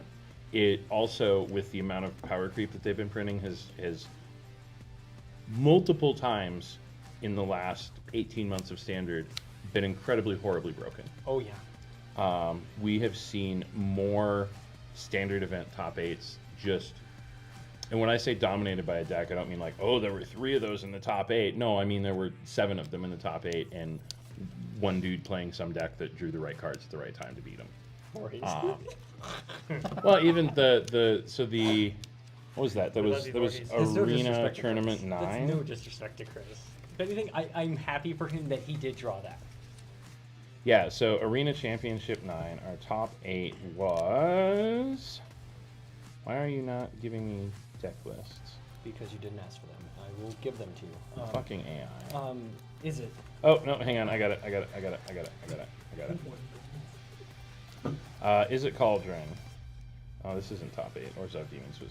Anyhow, it was 7 Is It Cauldron decks, or 6 Is It Cauldron decks, a mono red deck, and that one hero playing Teamer Battlecrier. Yep. Woo, Battle And Crier. surprise, surprise, is a Cauldron won it, right? That's not an overtaken meta. That is That broken. is a meta. That is broken. It was the same thing before they banned Rage and Corey Steele. Oh, hands right? down. Yeah, Like, no, that RDW was- was nuts. I think it literally, at one point, I think it hit 49. Yeah, no, it's Which is- super gross. Way too silly. Well, and you look at that as like, 49% of the decks played, right? But then you look at the top 8 or top 16, and it's like all of them. Yes. Yeah. Like, Again, literally. aside from one random dude who played something that none of the RDW players had played against and didn't know what he was doing, and so he won. Whereas in like we previously touched on in Houston, there were 6 decks in the top 8. That's 6 pretty unique dope. decks. Yeah, 6 unique 6 decks. unique decks. Yeah, and not like, oh, I'm playing RDW. Oh, I'm playing Corey Steelcutter. Yep. So you both cast Monstrous Rage and swing every turn. One of you wants to cast 2 spells a turn. One of you just brain dead turns everything sideways. I don't know, folks. Something else to look at: player experience. How fun is it to play? Hey, Aaron, you've had a ton of fun playing Standard, right? Yeah. The last 3 months. Yeah, it's been great. Oh, I think he's getting. Oh, the Stockholm Oh, Syndrome ow, is kicking ow. in. I will say the amount of players we have had 0-3 rage quit in big events this past Standard season has crept so far past the amount that I've ever seen, even on Tuesday night. Like we have guys that'll play 2 games on a Tuesday night when we're playing 4 rounds and be like, I'm not having fun. I'm gonna go home. I'm not going to name any names, but for anybody who was there, they saw it and they knew. At the RCQ, at round 2, round 3, I saw a certain set of players go to time, and they both looked so fucking miserable. Yeah. Like it was, I was sitting there. I'm like, dude, I feel like I have to be on standby to put an arm between these guys, man. Like It's unfun. unbelievably so. Yeah. So I'm a counterpoint because this is coming from somebody that plays not caring how many wins I get. I play strictly to enjoy the games. You play kitchen table Standard. Yeah, Yep. but Which is a perfectly valid way to enjoy Standard. Very much so. But when you're looking at competitive Yeah. formats, you can't judge the health of the format on that No. because that's not. We've talked before about like, hey, we have the meta here on Tuesday nights, and then there's the meta at the Pro Tour, and those are 2 vastly different things, right? yeah. But I, in 3 guys sitting here who play Standard with us, 4 guys sitting here who play Standard with us, we've seen that shift. yep. Ooh, yeah. There was a time where it's like, oh, haha, somebody actually showed up and played VV. Yeah, of course they won. And now it's like, oh, do we have 2 or 4 VV players at Tuesday night tonight? I think I would have more fun playing Standard than Modern. Fair enough. Having not actually played Modern in a tournament setting, I still So- don't think I would enjoy it. Right. And I'm not trying to invalidate your perspective at all. No, But I'm invalidating your perspective because it's not as a from the point of view as a card shop owner, right? Absolutely. It's like looking at is CEDH fun or is Commander Wednesday fun? You play Standard like it's Commander Wednesday. to a degree, yeah. You play decks you enjoy. You're not super concerned about winning with them. You like stuff that is themed and does things that are fun. It's not an invalid perspective at Yeah. all, but it is a vastly different perspective, especially when you get into now in Commander. Yeah, it's dominated by that. That is the common denominator in Commander, right? Hey, look, guys, I built a deck. Surprise, all cats! It might win by turn 36. My cat and dog deck can win like 7 turns, so fuck you. But my enjoyment in Standard is that I can keep iterating on the same deck that I'm enjoying and have it be more fun the next time I play it. Absolutely. But And- the biggest problem to that is that is a for now, because rotations exist in standard, and Yeah. one day your deck, whether you want to or not, is going to rotate out, and you're going to be like, well, now what do I do? But that's the kind of counterpoint fun of it is standard, especially. I think where you're coming from, especially, is you're thinking in the brewer's mindset, and the brewer's mindset is where casual formats, especially standard and commander, being the two heaviest hitters in that. Yeah. You don't see a casual way of building modern because there's really not. We had that not, conversation yeah. earlier. If you build jank in modern, if you try and build a kitchen table modern, it's like, well, these cards were playable 12 years ago. Let's have some fun with them. You're gonna Yeah. get your Yes. Well, absolutely. standard rotates in its lower power, right? Yes. So you can play as a brewer and not 0-4 straight across the board every night, Yeah. right? There'll be nights you come up with something neat that nobody's ever seen and nobody has to deal with, and you win. My boy Jared. Yep. Bless up, Jared. Yep. Yeah, Jared has showed up with pile of cards that I own decks, and like taking it because he was like, I have no idea what the hell he's doing. I don't know how to stop him. Oh, I'm dead. Right. It's just not good. That isn't a real Yeah, thing in believe modern me. because the power level is turned up so far. And honestly, I think the direction that standard is going, I think that's going to disappear in standard sooner rather than later too, because the power creep is real, and we've talked about that on the pod before too, where like, hey man, this is a card that 5 years ago would have been in like a straight to modern, would have been a Modern Horizons card, right? Like we have standard cards that are more powerful than MH1 and MH2 cards, Oh, flat yeah. across the board. Yeah, Nemesis alone. Ooh. Yep. Well, To yeah, your Foundations point. alone made most of the modern sets look like baby sets. Yeah. Which is terrifying. Blightsteel Colossus, what? Yep. If I may. There's Yeah. I think so. I mean, you guys know I now run the streams for defense, right? Yeah.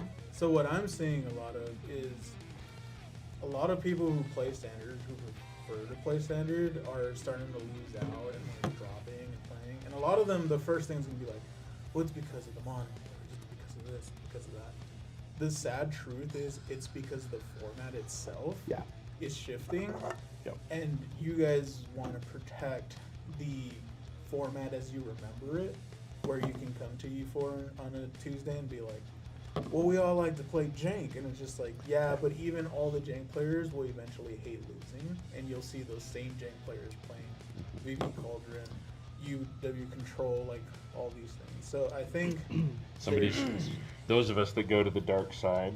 yeah, there's a Not part of feeling it where called out it's at just all. like, I think you got to read the writing on the wall and be Yep. like, hey, maybe that this is just where it's all going. No, it super Yeah, exists. so- I know exactly what you're talking about. And we've been fortunate here, right? Because when we started really seeing standards popularity climb in store to the point where we were firing, 4 rounds every Tuesday consistently, it was a lot of brewers and the people that came to standard because they didn't have to play in the meta because nobody played in the meta.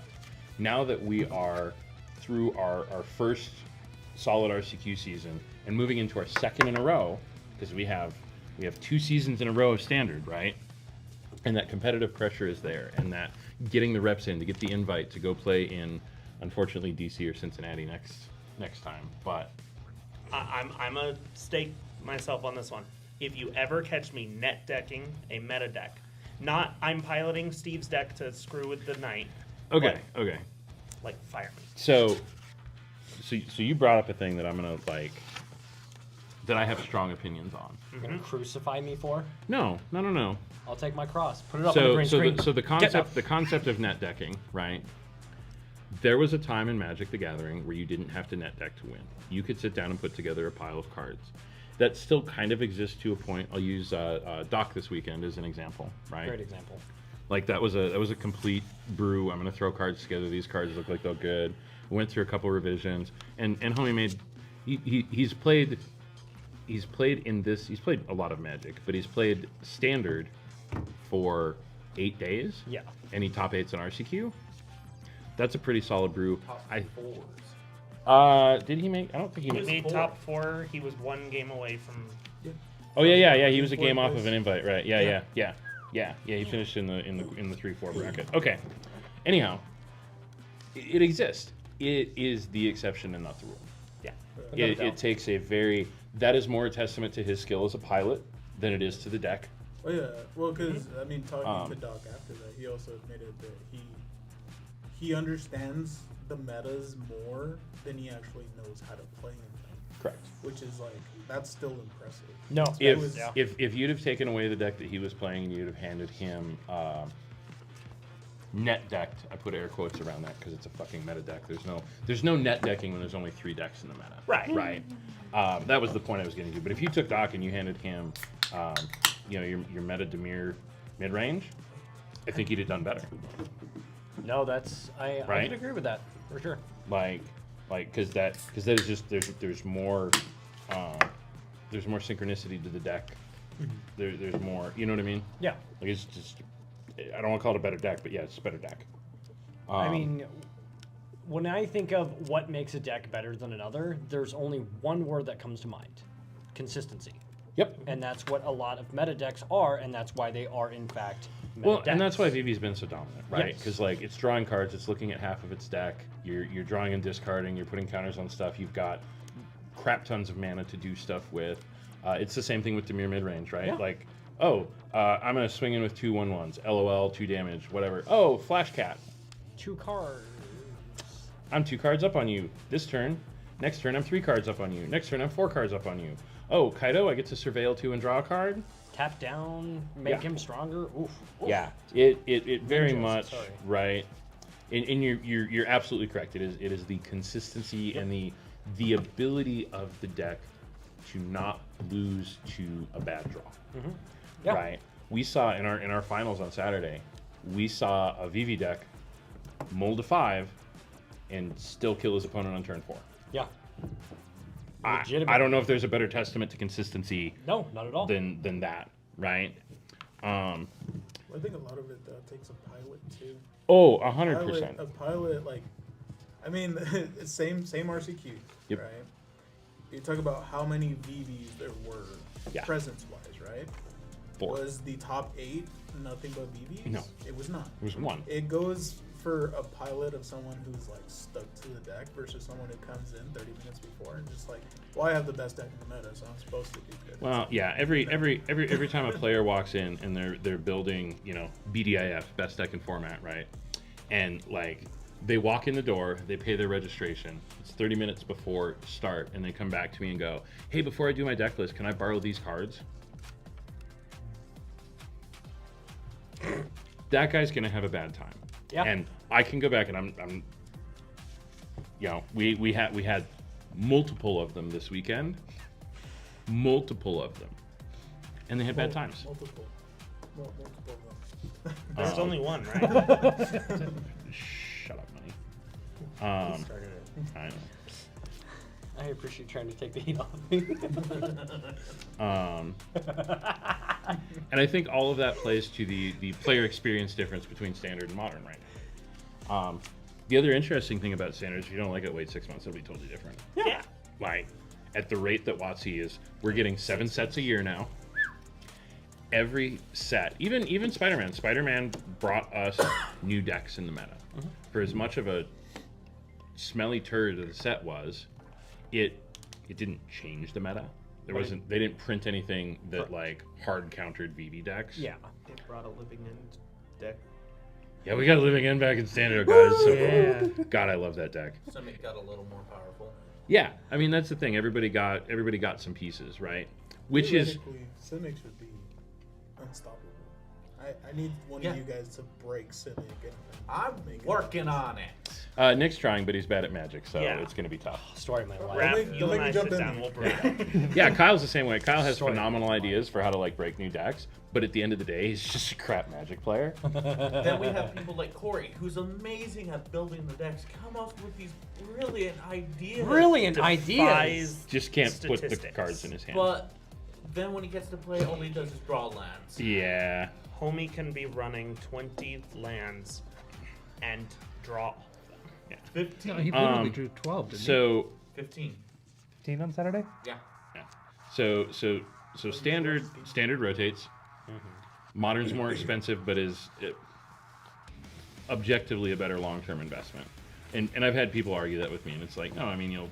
Well, what if I switch colors? Well, then you're buying a new deck anyway, no matter what you're playing, right? Exactly. Well, And so even then, it's like if I'm running like red white, right, and I switch to yeah, and like that. Selesnya, I'm just like, cool, I can still use half the deck. Yeah, that's Correct. where I'm saying like the craziest part about these numbers about the 8 versus the 4 is that 400 is half including fetches. Fetches are Yeah. timeless. They're not banning fetches. Right. Well, that and then Says it right here. formats, right? Like it's stuff that you can translate to other formats. If you really Correct. want to. Yep. Yeah, and a lot of your modern cards are good cards in Commander, Yeah. right? Like Amazing. your fetches and your shocks are going to go in every CDH deck you're playing that's the same color because Well, the roadside list that Cody played with my roadside list had 12 fetches. yeah, It's a yeah. 3-color deck. Yeah, but you throw all the fetches in because consistency, right? Yeah. What makes a deck good? And Consistency. before someone says the actual count was only 8 fetches. Before someone goes, "Ooh, there's not even that many fetches." But I did play 8 fetches. Player experience is obviously the most subjective thing, but I would say right now, looking at just the format, okay. There's many other factors that go into play. What's the meta like at your locals? What are the Yeah. players like at your locals? Is it fire at your locals, right? I'm not saying anything. But the player experience of modern is better, right? Then there's the so our notes say LGS appeal, but I think that plays to not only the appeal to me as a store, because I'm a butts and seat business owner. Yep. Whatever people will show up and play, I'll fire it. Yeah. I'll try to help people have a good time, right? But modern is, for us as a store, modern is the first constructed we ever fired. Most consistent. Yep, it's the most consistent. It's not the biggest, but standard is such an easy to jump into and step out of format that during RCQ season, standard's huge, right? We've seen that the last 4 or 5 weeks with the doubleheader and now the RCQ last Saturday. Standard has been full. Oh yeah. No, Right. standard's been making But waves. you get in week 6 of modern RCQ season, and it's like the 6 of us that are like, oh, sweet, we can play Jank again. So it fluctuates. Modern's much more consistent, much like modern decks. Yeah. Let's I will see. say, someone who plays neither, modern's a little more enjoyable. Yeah. As a guy who has never, as somebody who doesn't play it, I think this is more fun. Well, spectating it and just watching how people play. That I will take. That I will That take. that has been. I don't like to science project, my friends. Yeah. But it's been a very interesting science project watching you come in and start doing the stream and paying attention to 60 card as someone who is primarily a CEDH player. Yeah, well, I mean, I could sit there and be like modern. I was like, I understand everything. Yeah. And I'll sit there and look at standard. I'm just like, why did you do that? That's that was terrible. What's going on here? Why are we on turn 16? So This should have ended 5 turns ago. so the Why is other that land creature still alive? so the other thing that you'll see too between standard and modern, and I both personally as a business detest the concept of putting paywalls in front of things, right? I want everybody to come out and have a good time regardless of how much money they have in their pocket. But when you look at a format like modern where that point of entry is higher, It is in fact. that it takes a lot of the casualness out of it. I'll use Chris as an example, Yeah. right? Like he'll never come play modern because what do you have in your Tanic deck? What would you have in your Tanic deck at base rarity? 400, 300, 400. Sure, right? I just checked this. Would you spend twice that to have the same play experience? Yeah. Actually, to Amanda. have a worse play experience in modern because you don't have the ability for the jank to be that functional. You're gonna get your butthole stomped. You know what's funny though? Is ironically enough, if you were making a case for which format actually makes people want to buy product, it would technically be modern. The problem with modern is everything's eternal.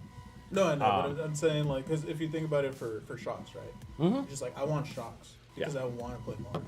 Right. Or I want fetches because I want to play modern. How many people are going to come in and be like, hey, give me a box of Tarkir because I know there's fetches in it?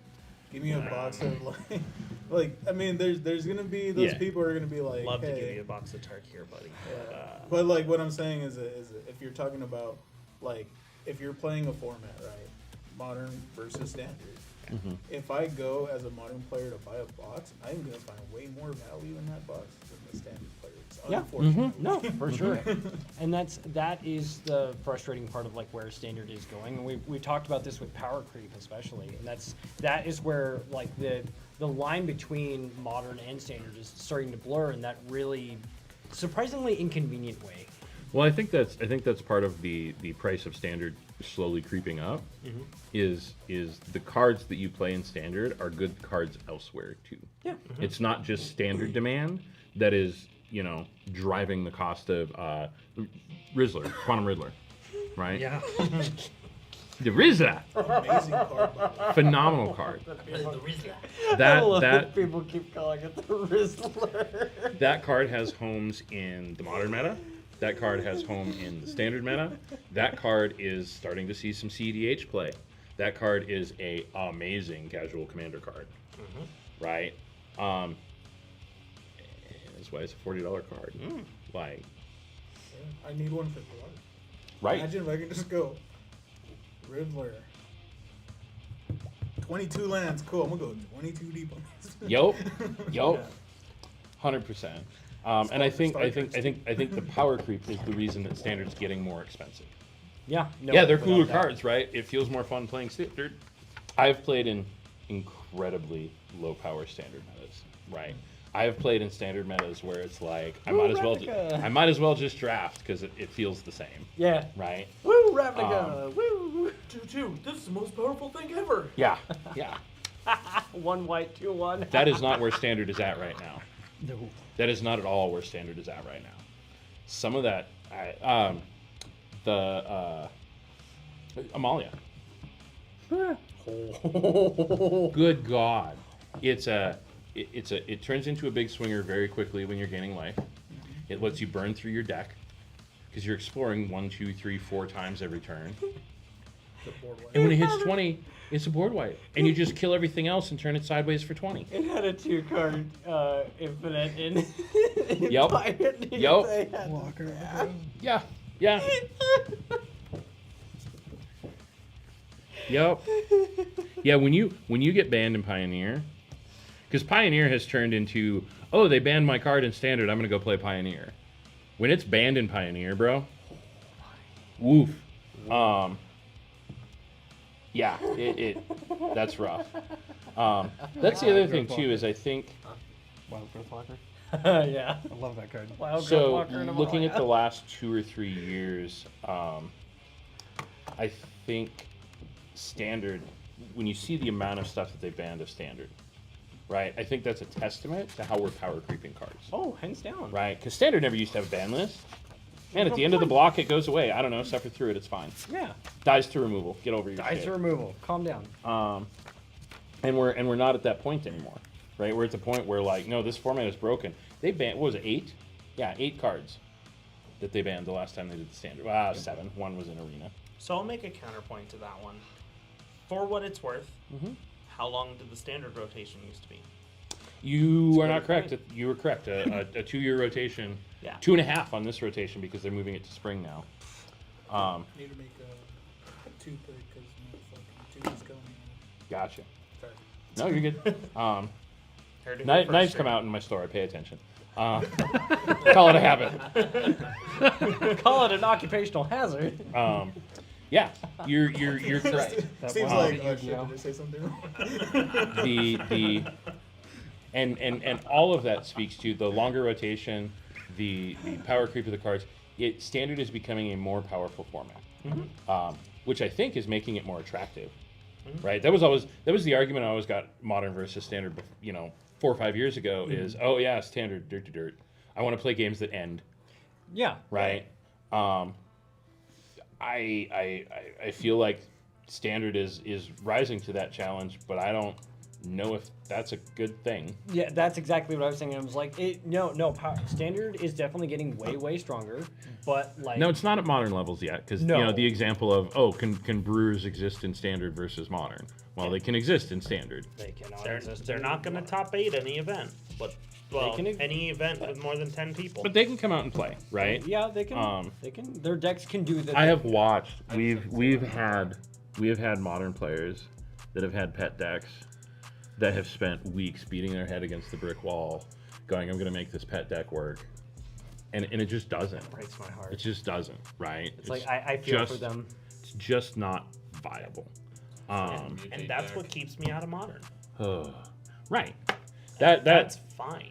100%. And again, that's your take on the game and your play style is not the average. Yeah, I'm a brewer. I'm not a competitive Or person. which is why you play Commander. It's why I play Commander, Correct. and it's why I play shitty deck in Standard. That's fun. Yep. I mean, Aaron will sit down in a game of Commander, but he's not playing Commander. Right. Well, that's same thing. That's always Probably. been part of my struggle with casual Commander, is like I'm optimizing. Oh, you played that card. That card's too powerful. Why would I not optimize my deck to be the best it could be?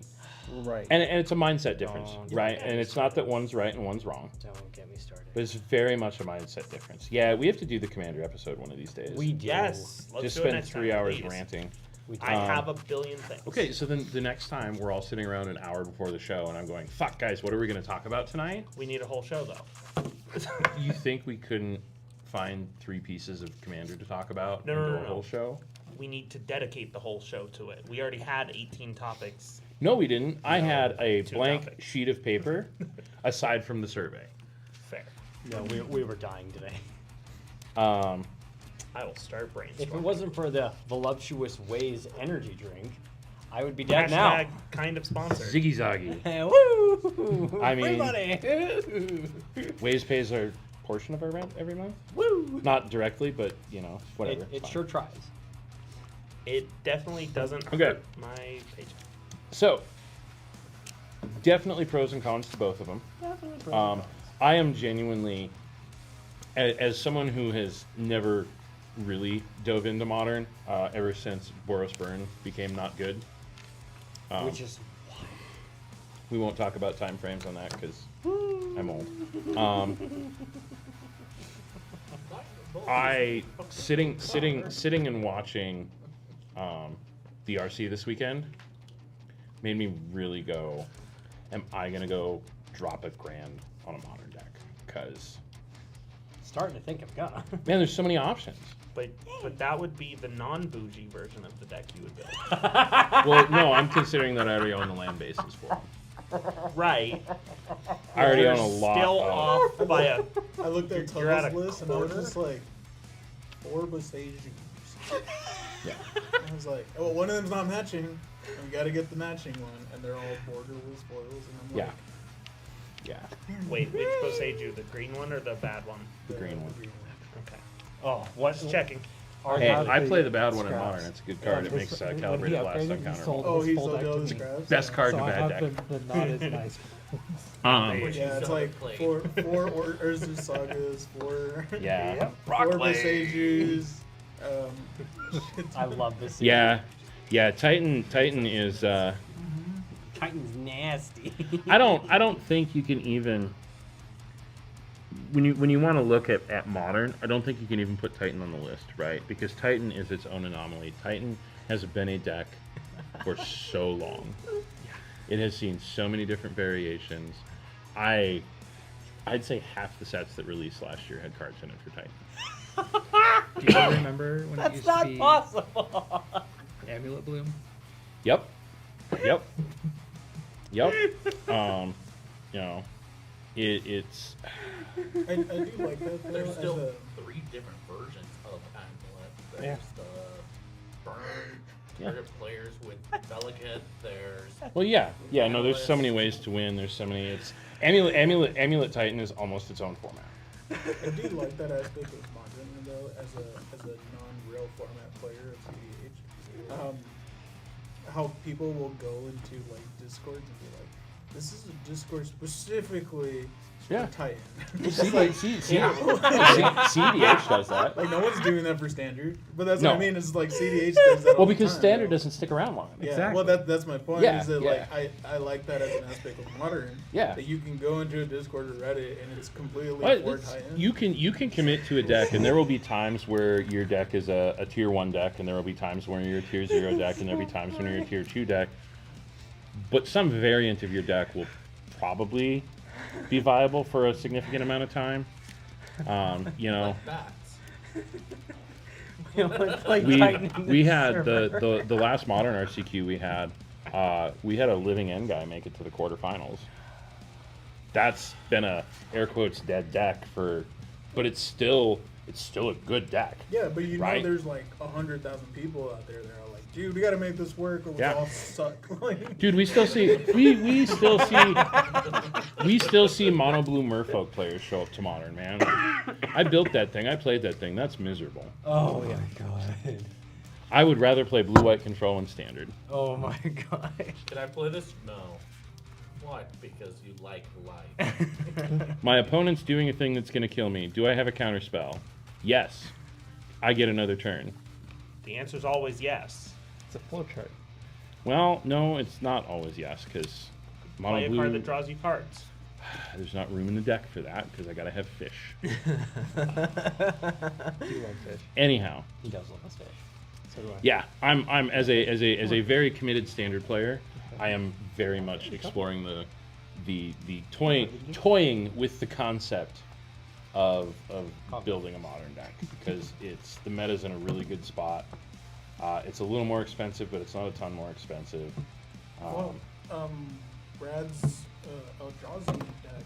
Yeah, I was looking at it just based off. I mean, I basically learned the deck list just from watching him play because Uh-huh. he sits like 4 rounds there because Yep. he's just winning with it, and I'm just like, that's $200. Yup. Yeah, the most expensive card in there is the Emrakul. Yeah. Yep. That's $200 with all the reprints that they've done of all the Eldrazi. Yeah. cards, I'm like, yeah. That's one of the things I've been thinking about myself lately. Like Glaring Fresh Breaker, I could probably pull 3 of them out of that bin right there. Which is Go ahead and build it. And it's like Yeah. literally the nuts of the deck. Yep. There's still some expensive pieces in there, but it's not like You're running the old school Tron lands. Those are a couple cents a piece. Unless Yep. you want the Yeah. bougiest of the bougies. I Yeah, think, and those are in all $3 a honesty, piece. Ugin and Emrakul are probably the most expensive. Yeah. Yeah, Ugin's crazy expensive. But yeah, not Ugin's still $50 yeah. It's so good. compared to the rest of the deck. Yeah, okay, I'll say that. But once again, Yeah, so the on version with Ugin. you're running What else is expensive in here? 2. Well, 2, yeah. You can go away with 2. Kazi commands are $15. Yeah. Sires are $50. Yeah, which you can run just one and still get away with it. Yeah, one Sire, one Ulamog is what this list plays. Yeah. I mean, Yeah, it's a $600 list. Like, And then if you go with the cheapest versions of it, you can probably get away with 300. mm-hmm. That's if you don't have most of it sitting in your bowl. Well, I was gonna say, if you're a commander player that's ever played colorless, Mhm. there's a lot of one-ofs in here. Yeah. You own them. Yeah. I'm like this close to just going home and seeing it. Shout out to Doc. Yeah. What's up, dog? Yeah. Cool. So, anything else? Closing thoughts, modern. Kyle, you ever gonna play modern? Yes. Yeah. Really? Yeah. What? I've made it my goal that You I'm can play trying as a to. prowess. Yeah, you are. Okay, so me, Aaron, and Jared are signed up for a trios tournament. Yep. And I saw that he's playing a certain deck in Pioneer, not to give away our strat. That plays a certain card that got banned in Standard, and Monstrous I was like, Rage, Corey Steelcutter, Vivi. and I was like, Monstrous right. Rage.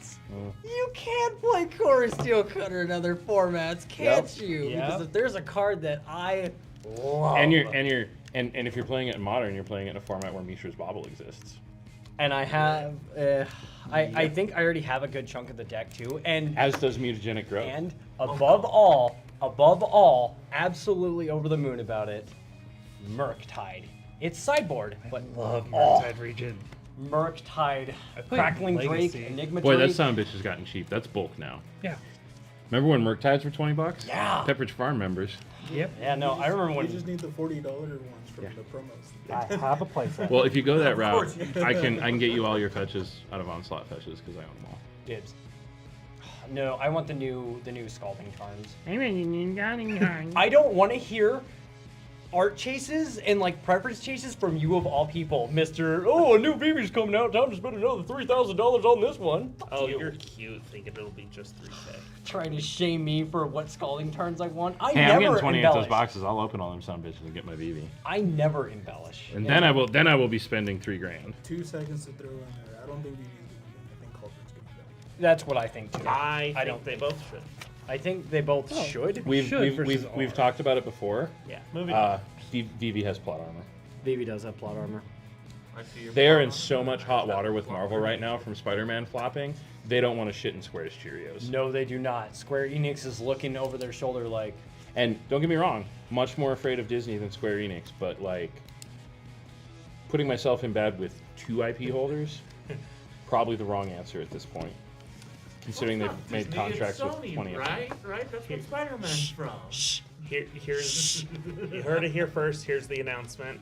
It's not a ban list, a ban announcement. They're announcing the new standard restricted list. I was about to say, you could only play That one would even- BB. That would make it okay. It would still be too viable. If you ask It'd still be too violent.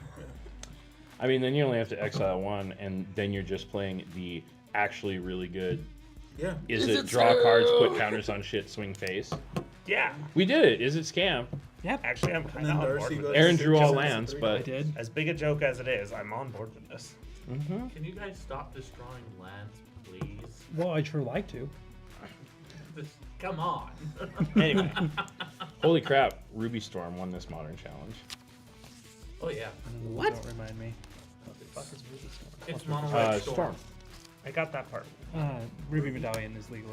Oh, okay. It is. Oh, the I was medallions. curious which Ooh. Ruby thing it was. That makes And the sense. medallions are Beats worth it too. shit now. They got They're reprinted. like No, 10 they're, they're like they're, 10 they're bucks. creeping back up. Yeah, they're like $10. My borderless foils ones went from $10 a piece to now they're $30 a piece. So. There you go. I remember it was like Pearl Medallion that I saw. It was like, how is this $2 now? Yeah. Every time anybody talks about Pearl Medallion, all I hear is the Pearl Necklace song. Nope. don't I get got it. nothing on me. God, I'm old. You're old, Steve. Wait, you I got get, it. yes, I do, but I still get them like fun of him. for making Nick, I that forget. Am voice. I older than you? No, Just by a smidge, right? no. 91. Yeah, that's by a Nick's smidge, old. homie. Man, he's What's a 91.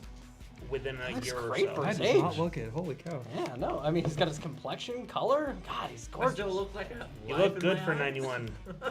Yeah, borderless foil Ruby medallions are $30. Yeah. So better better I heard Will that. play modern is what we Anybody want heard. Aaron, I'm not even going to ask you that question because you If we randomly play ask, modern you'll once do a it. month anyway. Oh yeah. We know money won't. I feel like if If we I all can play, find a functional deck Let's give and him find Kaizen. a different group of people on. to play with, You gotta play Yogg, bro. I think you would enjoy the shit out of Yogg. so there are 2 things that go into whether or not I'll play a format.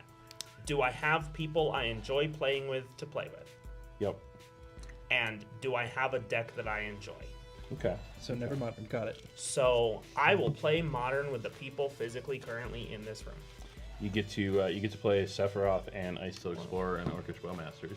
Hey, so what he meant to say is Four if we start playing of these modern, people. He'll start he'll playing start modern. playing modern. And I am down Because for I'm that. pretty sure you and I are both at the spot where we could build 80% of a modern deck out of what we own. I can build one. 4 of the Yeah. people in this room. 4.5. I'm thinking about building a new deck, anyways. Oh wait, no, if Nick's playing them out. I mean, Aaron plays modern. If Nick's playing, I'm running 1 copy of Gaia's Blessing just to fuck him. guys, But listen, Emrakul is baby. legal. That was Emrakul is legal. There's partially the joke. There's an Eldrazi that does the same thing. There are 3 of them. Yeah. Calibrated Blast Time, baby. Yeah. I've Hey, died to there that is deck. a meme deck that you can play in modern, and I have it built in the cupboard. And Calibrated I've Blast. died to it more than once. We'll talk. It wins. There are 2 directions I will go if I play modern. It is either I find a Golgari /Abzan deck that I enjoy, Yeah. or You finally get me to play a stacks deck with Trinisphere. Oh my god. Affinity I've it never is. played stacks. Just play Yawgmoth. Yeah. It's not bad. I got Young Wolves if you need 'em. That is a deck that will make your brain itch. I got Yawgmoths if you need 'em. That is a combo deck that is It's hilarious. brutally complex. I Which have two one? I Brists missed it. if you need 'em. Yawgmoth. Oh, okay. We have a player that's wanting to go back to it that started on it. Bruh. God damn. God, Brett. So I remember stories. Time in the about that. round. I remember stories about that. So, yeah. I think Modern's in a good place. I think we're gonna see Modern go. I am genuinely excited for Modern RCQ season next summer. Oh yeah. If for no better reason than unless we get crazy bans and something cool out of Avatar, I'm not super looking forward to standard season coming up. Me neither. It's No, not. I'm ready to get real hands off. Yeah, like I'll play, right? Yeah, I'll come to Tuesdays. Yeah. I'll come play with the boys. But Yeah. like, Aaron was talking about an RCQ this weekend up in like Hillsborough, somewhere. Yeah, the Cascadia guys are running one. Abandoned me. Shout out Cascadia TCG. Amazing group of people. folks. I don't wanna hear it. Yeah. You took his line. Listen, Let's if, see. if you guys stop caring about RCQs, my request is for Tuesdays that we all brew up some weird ass shit. Bats are back. Okay. Looks like Mine's on deck for, Corey. Capes and Crepes is running one on the. How do you not put a date on your event ticket, homie? You silly person. On the day that it happens. Yep. I think it's. I'm pretty sure it's this coming weekend because we're coming up on the end of this season. Yeah. And the concept of Cincinnati and Washington D.C. makes me also. Don't like. Fly. Those are two places that I only go if I have to. So yeah, I think Modern's a good place. I think it's going to be fun. I think we're going to see a little bit of a rise in it. 8 o'clock. Cool. Plenty of time. Third topic for the night. Speaking of financial barrier, Yeah. The economy of Magic the Gathering arena. Paper player value versus the digital grind. I'm gonna look at both for this section. Yeah. No idea. Not only are we in a format you don't play, now we're in a client you don't play. So all 5 of us at some level play a decent amount of arena. 5.5. Raph's heard of it.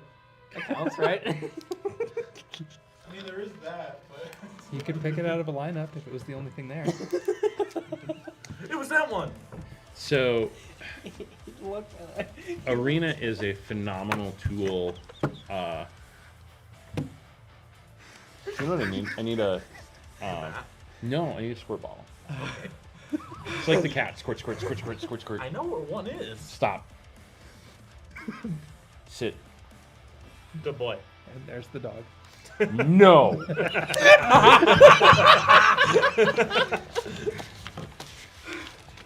That's a joke that gets no context.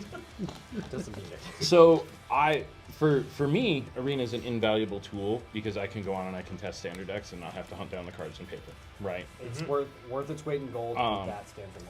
But it is. There are many cards in Magic the Gathering that I own twice, paper and digital. And financially, it's kind of it's a thing.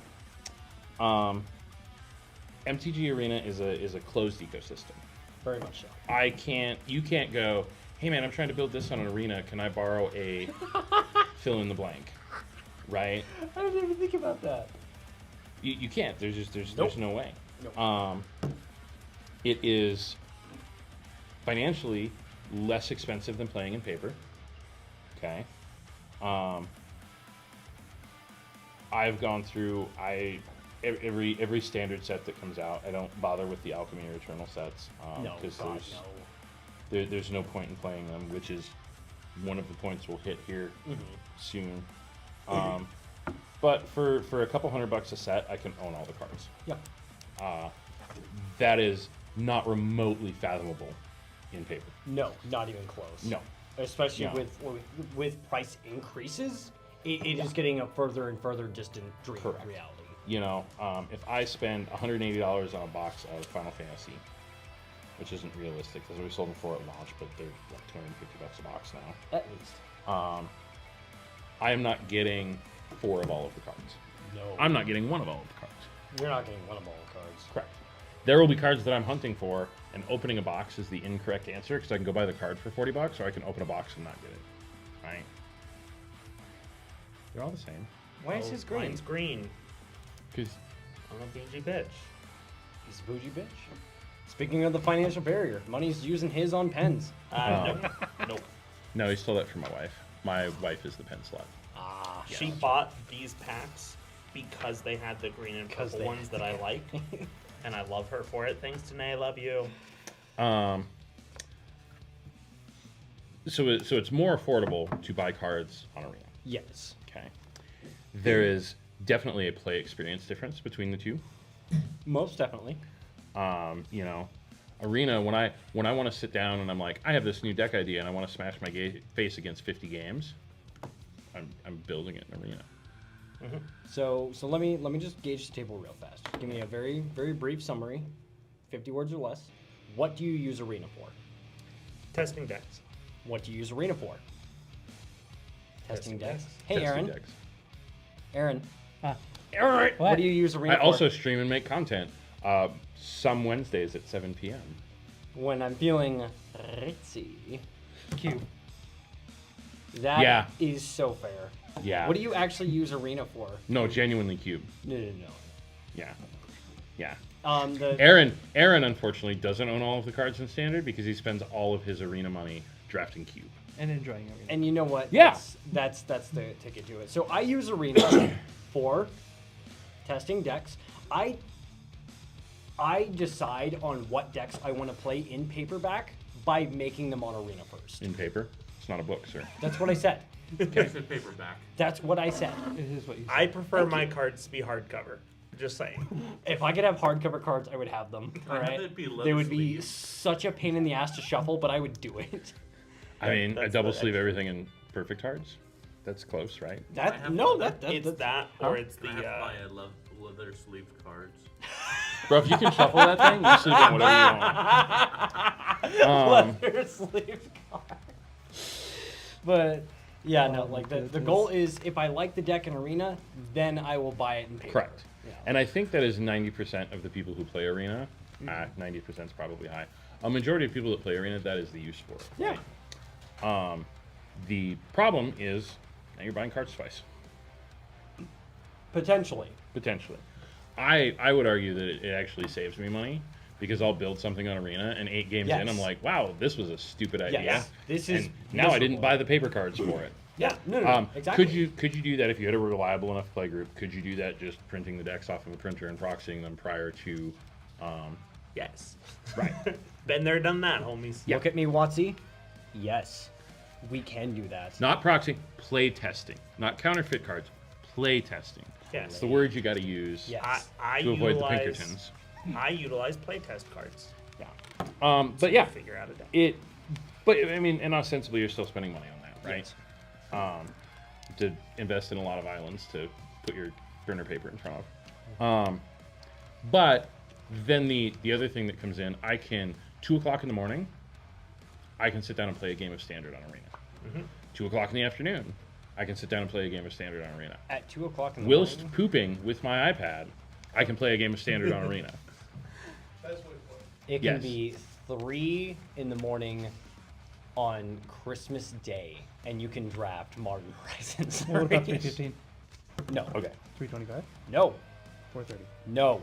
The It's other at thing 3 a.m. or it's not at all. The other thing I've been using Arena Squirt for, bottle. as a I told commander you I could player, grab it. I have, we'll say, very limited experience having 2 sideboard. So I'm sure I'm in the minority here. I play ranked best of 3s on Arena Yeah. because I need to know what sideboarding works. So I actually play both. I have a process. When I am testing out a new deck, I take it into best of 1. Yeah. And if the cards in the 60 function together, I don't make a lot of tweaks, right? If something's truly terrible, I'll take it out and replace it. Yeah. I don't make a lot of tweaks. If it's a deck where I'm like, okay, yeah, I played 40 or 50 games on this and I won half of them. Sweet. All right, now let's sit down and put brain power into a sideboard and take it into best of 3. Yeah. And if it does well there, now I have that internal conversation about buying the cards and building it in paper. Yep. I don't start in best of 3 because I'm not going to put the time investment into building a sideboard, and B, the time investment of fucking playing best of 3.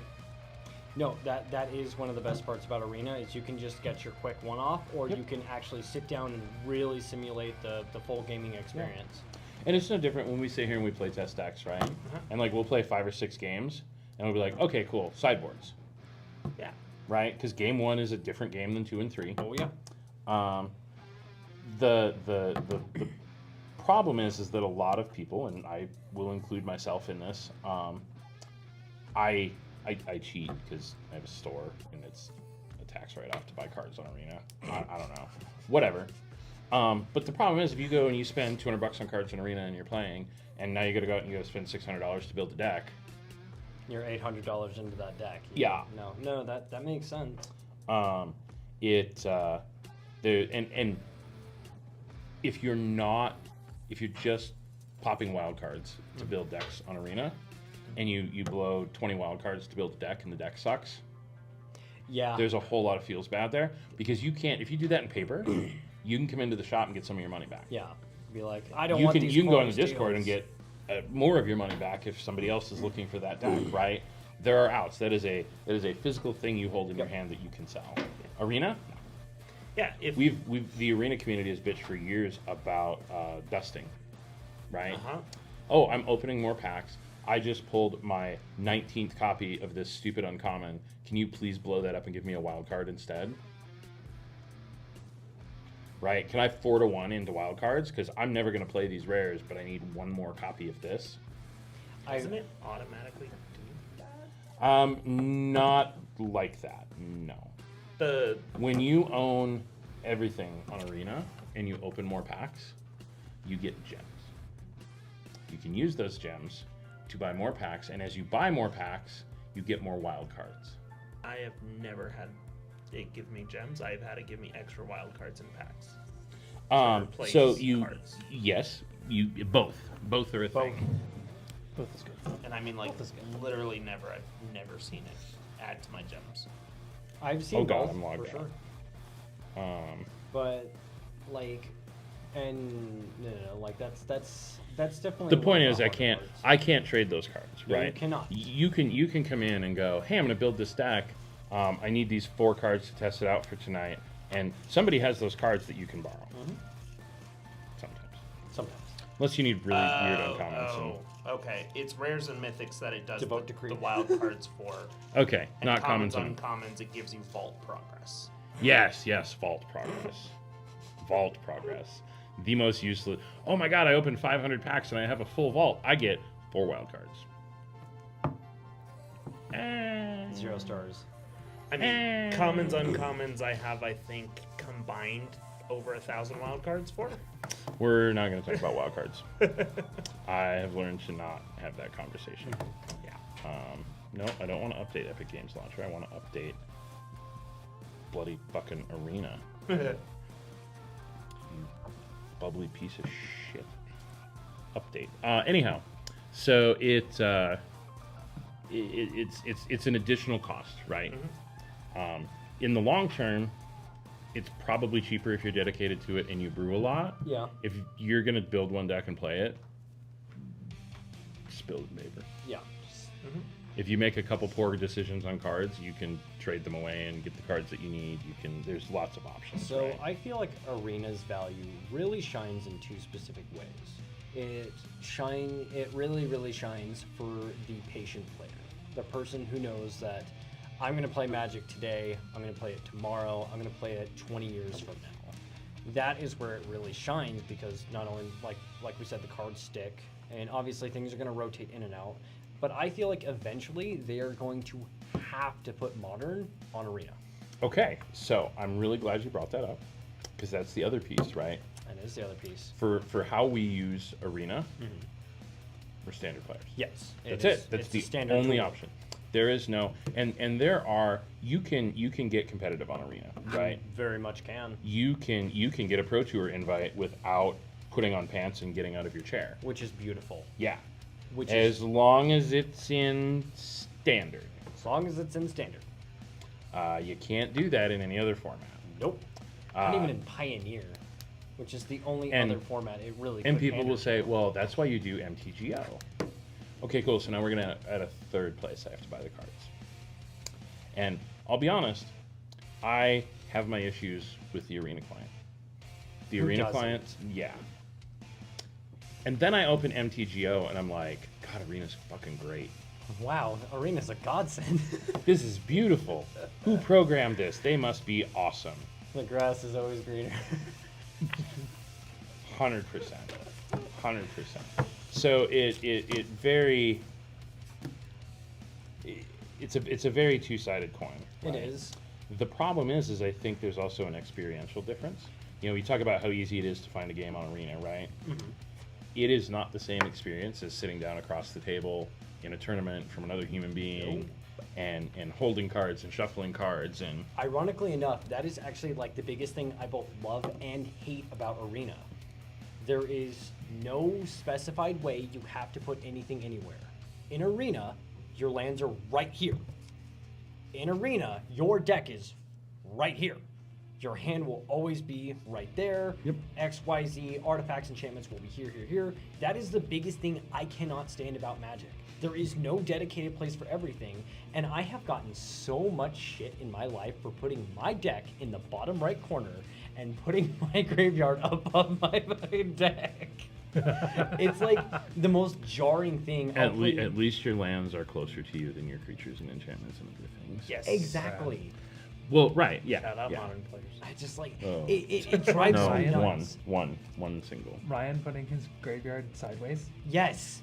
Yeah, that's exiled. What are you doing, Where did bro? the rest in peace come from? That's Yeah. what I'm saying. It's like that. And but the thing is, in paper Magic, you can have that conversation with the human being across from you and understand it. And is it triggering?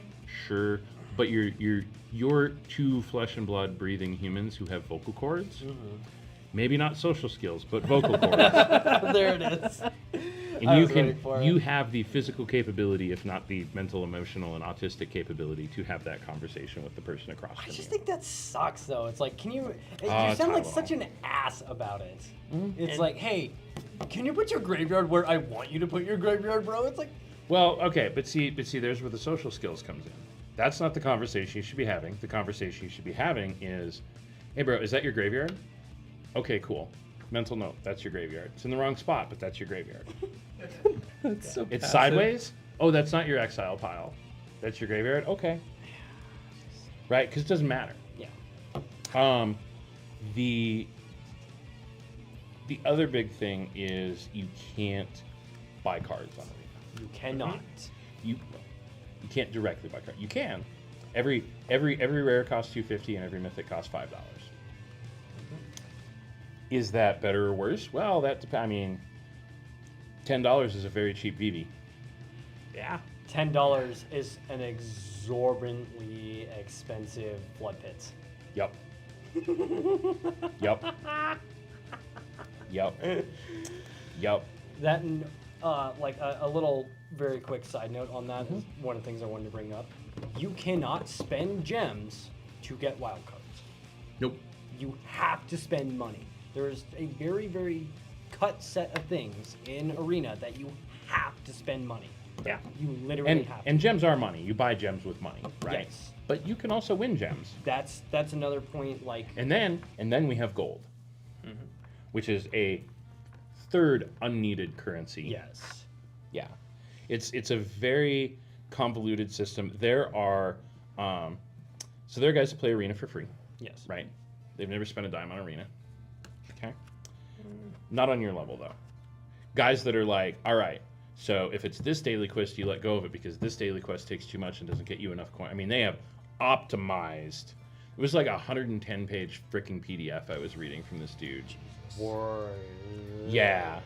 And like, yeah, if I had 12 hours a day to not spend money on Arena, I have spent maybe $30 on Arena in my life. I have bought in every battle pass because, like, well, every battle pass is $30 yeah, but like I've never once bought it. I've bought it with from the gems that you've won. yeah. Yeah. Yeah. Like drafts are worth their weight in gold. Like I said, I spend $150. I get I buy 20,000 gems. 18 grand gets me 18,000 gems gets me the 90 packs. Yep. And then I buy the pre-order that gets me 50 packs in the Mastery Pass for $50. Now, that said, over the course of the last couple of years, that has amounted to a not insignificant amount of money. But in exchange for that not insignificant amount of money, I have the ability to build whatever I want. And Aaron, you and I have had that conversation, right? A couple times. Like the ability to just go on. No, I'm not. Like there's a significant value when testing to be able to go. Yeah. I want to swap in this card. And you don't have to go. Oh, do I have the wild cards for it? Oh, for sure. Especially especially along the mindset of the brewers. Correct. Like Correct. that's Well, and not even necessarily brewing, but deck testing, right? Like what you look at VV, right? VV is the deck. Okay. How many different VV lists are out there? A gazillion, right? I saw a deck top a challenge the other day that wasn't playing Quantum Riddler. weird. Is that possible? Yeah, apparently. No Riz. Oh, No Riz? yeah. I have Riz triple list? digit rare and almost 50 mythic wild cards and 1,000 uncommons. Jesus. Could not be me. My numbers are very different. Very different. No, we're poppers. 341 commons, 397 uncommons, 2 rares. Yeah, 8 no. mythics. I I mean, Three you're rares only a probably. decimal place off on each of those. No, Yeah. I think I have 2 on the rares. or mythics. But but that's the problem, right? Like there are 4 of us that are all having vastly different experiences because of how we interact and engage with Arena. There's not a right answer. No. The whole thing is so fucking convoluted. Okay. Now, you had mentioned earlier Modern. So let's talk about formats. If you're not a standard player, Arenas are relevant. Arena is irrelevant. Or limited. This product is not for you. And limited is, I mean, you end up on the Pro Tour, your first 3 rounds are draft, right? If you bomb at that and you wreck ass at standard, you're still just on the cusp. Yeah. Like, you have to be able to draft. Yep. But draft and standard are kind of the formats. When Yep. the Pro Tour is draft and modern, where's your arena to practice? Hang on. I'm gonna very brief pause. A little bit of a derail. If I'm completely under a rock here, please let me know. There's Pro Tour for draft. No, when you play in the Pro Tour, it's a Uh-huh. standard Pro Tour. Okay. Yes. You play 9 rounds day 1. Okay. That is a 3-round draft and 6 rounds of standard. You play both. And your record is combined. Yes. So if you 3-0 draft and 6-0 standard, you're 9-0. Yep. If you 0-3 draft and 6-0 standard, you're 6-3 and 6-3. That's day 2 usually. Usually, depending on breakers and But but yeah, you're it sweating. doesn't put you in a good place going into day 2. Yep. Yeah. And then day two is what? 6, 3, and 3. How is this the first I'm hearing of this? I love this. So, I'm terrible at drafts, so I I've never love- pro touring. I Got it. love I'm draft looking. so much. That's the reason. I'm not Arena Pro Touring. Arena Pro Touring. Just not in the regular Pro Tour, right? Yes. No, the paper Pro Tour. yeah. Yeah, you're drafting, bro. I always skip the first 3 rounds of recorded pro tours. Yeah, I don't have a ton of interest in watching people draft. No, Like, God, no. It's not. No, draft is fun. It's like one of those sports that's fun to play, horrible to watch. I would not be paid to watch people play a draft game. Like, it's literally the most miserable thing that you can do. And I love draft. I love drafting. Mm-hmm. I'm at like pre-release nights. Oh my God, you could not. Nope. You could not pay me to watch good draft games. Like, oh dude, if he didn't top deck his bomb on this Okay. last second. 16-round Swiss paired events that are split into 2 mornings of 3-round draft pods and 2 afternoons of 5-round constructed. Wild. So you're playing 8 games each day. 3 of them are draft, 5 of them are constructed. I did not know that. That's awesome. I love drafting. I Yeah. feel like now. But now the problem is if your 5 rounds are modern, now you're in 2 different clients, spending money 2 different ways, Like That's there's pretty no fun. congruity there. And I understand that it's a monumental thing to digitally create all of Modern, because Mm. that's a task. it's a pretty big card pool. That's- You know, and how do you do that, right? Like, Genuinely, like. will I be how? able to buy 8th edition packs on Arena? What's it? How much? Like, and in so of making that, like, do you have to make the same ban list? Where do Well, yeah, arena you cards come into um, alchemy? Sorry, where do alchemy cards come in? Okay. Like that's a Hercules task. So I was trying to avoid that word. It has to come up. It's unique to the client. It has to come up, and it sucks. is, but it's irrelevant because there's nothing competitive around it. Nope. I think you can play. I've never played alchemy because it's stupid. Can you play ranked alchemy? I don't know. Hang on, I'm on. Yeah, here. opening up the client. I've got it open. Yes, there is ranked alchemy. Okay. But there's not, like, none of your qualifier play-ins or anything are ever alchemy, No. right? They're whatever current RC format is. Well, they're standard or they're limited. That's it. Those are But- your options. Can you play alchemy cards in standard? No. No, you have to. play Alchemy the is only legal in alchemy and brawl. Is it historic or timeless? I don't remember. Whatever. I think One of the it's historic. modern but not really modern. Similar to the dual commander but not really dual commander. Okay. Yeah. Okay. And that's the problem, is they're all half-ass formats, right? Like, they literally just got to the point where all of Pioneer is on Arena. It's historic and timeless, apparently. Gross. And alchemy cards will never translate to paper because they do things that you can't do in paper. Yep. Seek. Yeah. There's mechanics that don't function. Put the power down. Conjure the power 9 into your deck. Hey, they printed that son bitch in paper. That's gross. I'm trying to imagine like power 9 tokens that Yeah. you just put into your deck. Like No.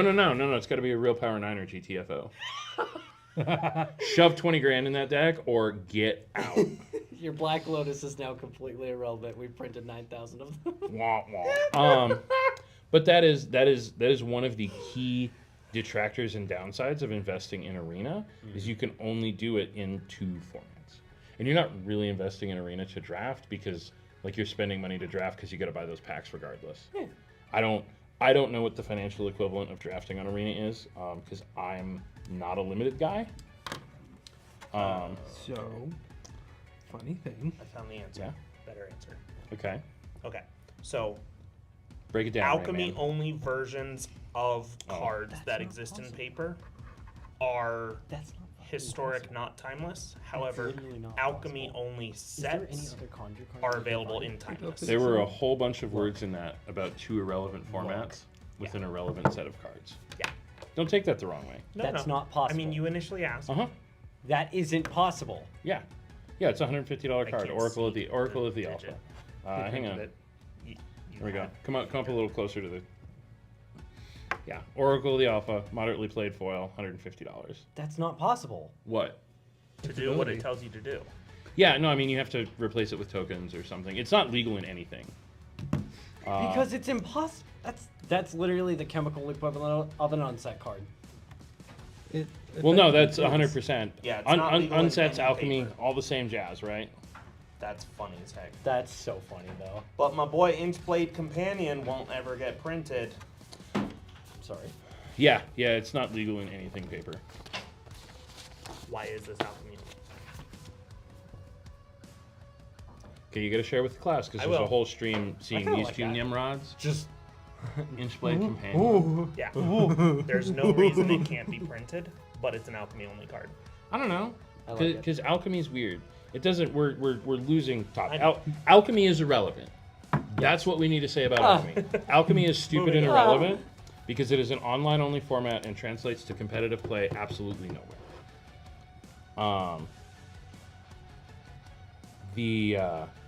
So drafts. Let's see. Home events.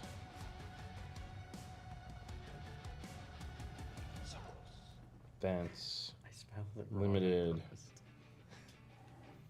Well, let's see. A Spider-Man draft costs it's 900 gems, and for 18,000 gems, you get 90 packs. Well, you get 20,000 gems for $100. Okay.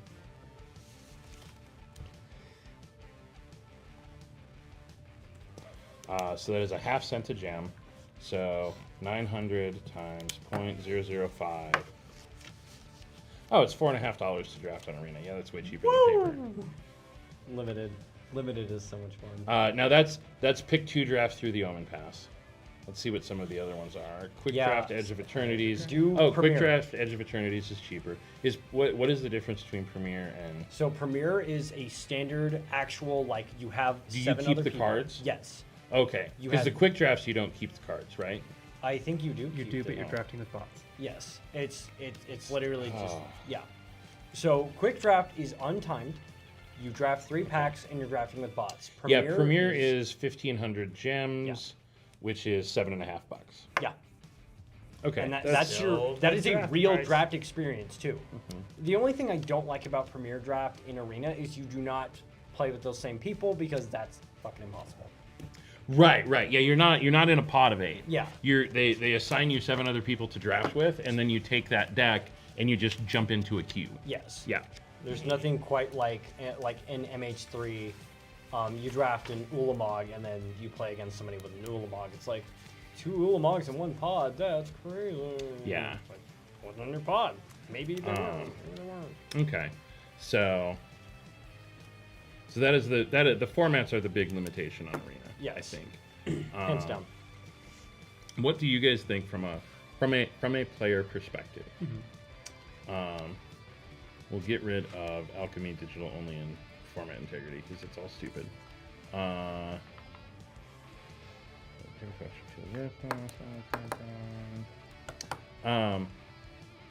What is more fun? Is it more fun to come out and sit down with other humans and play cards, or is it more fun to play cards on Arena? I'll be honest.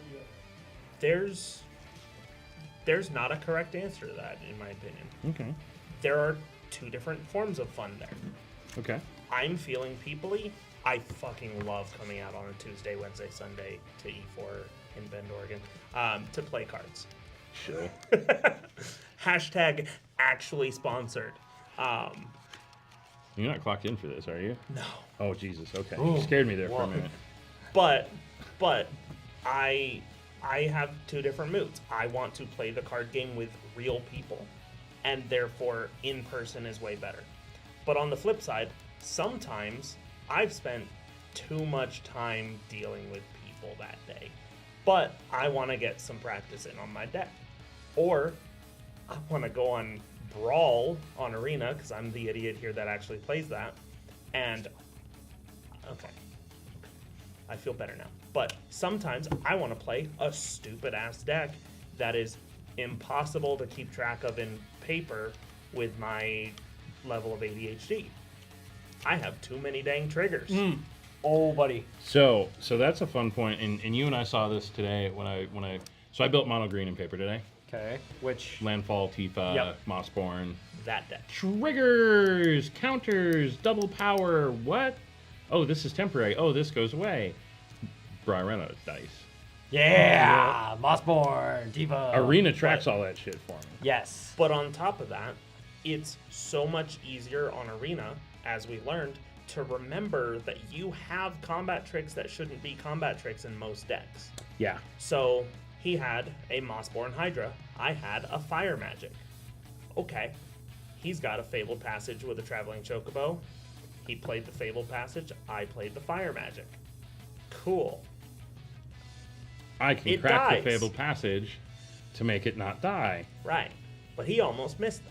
Yep, sure And did. we're just getting practice games in, so I point it Yeah. out to him, and we roll it back, and he puts it back.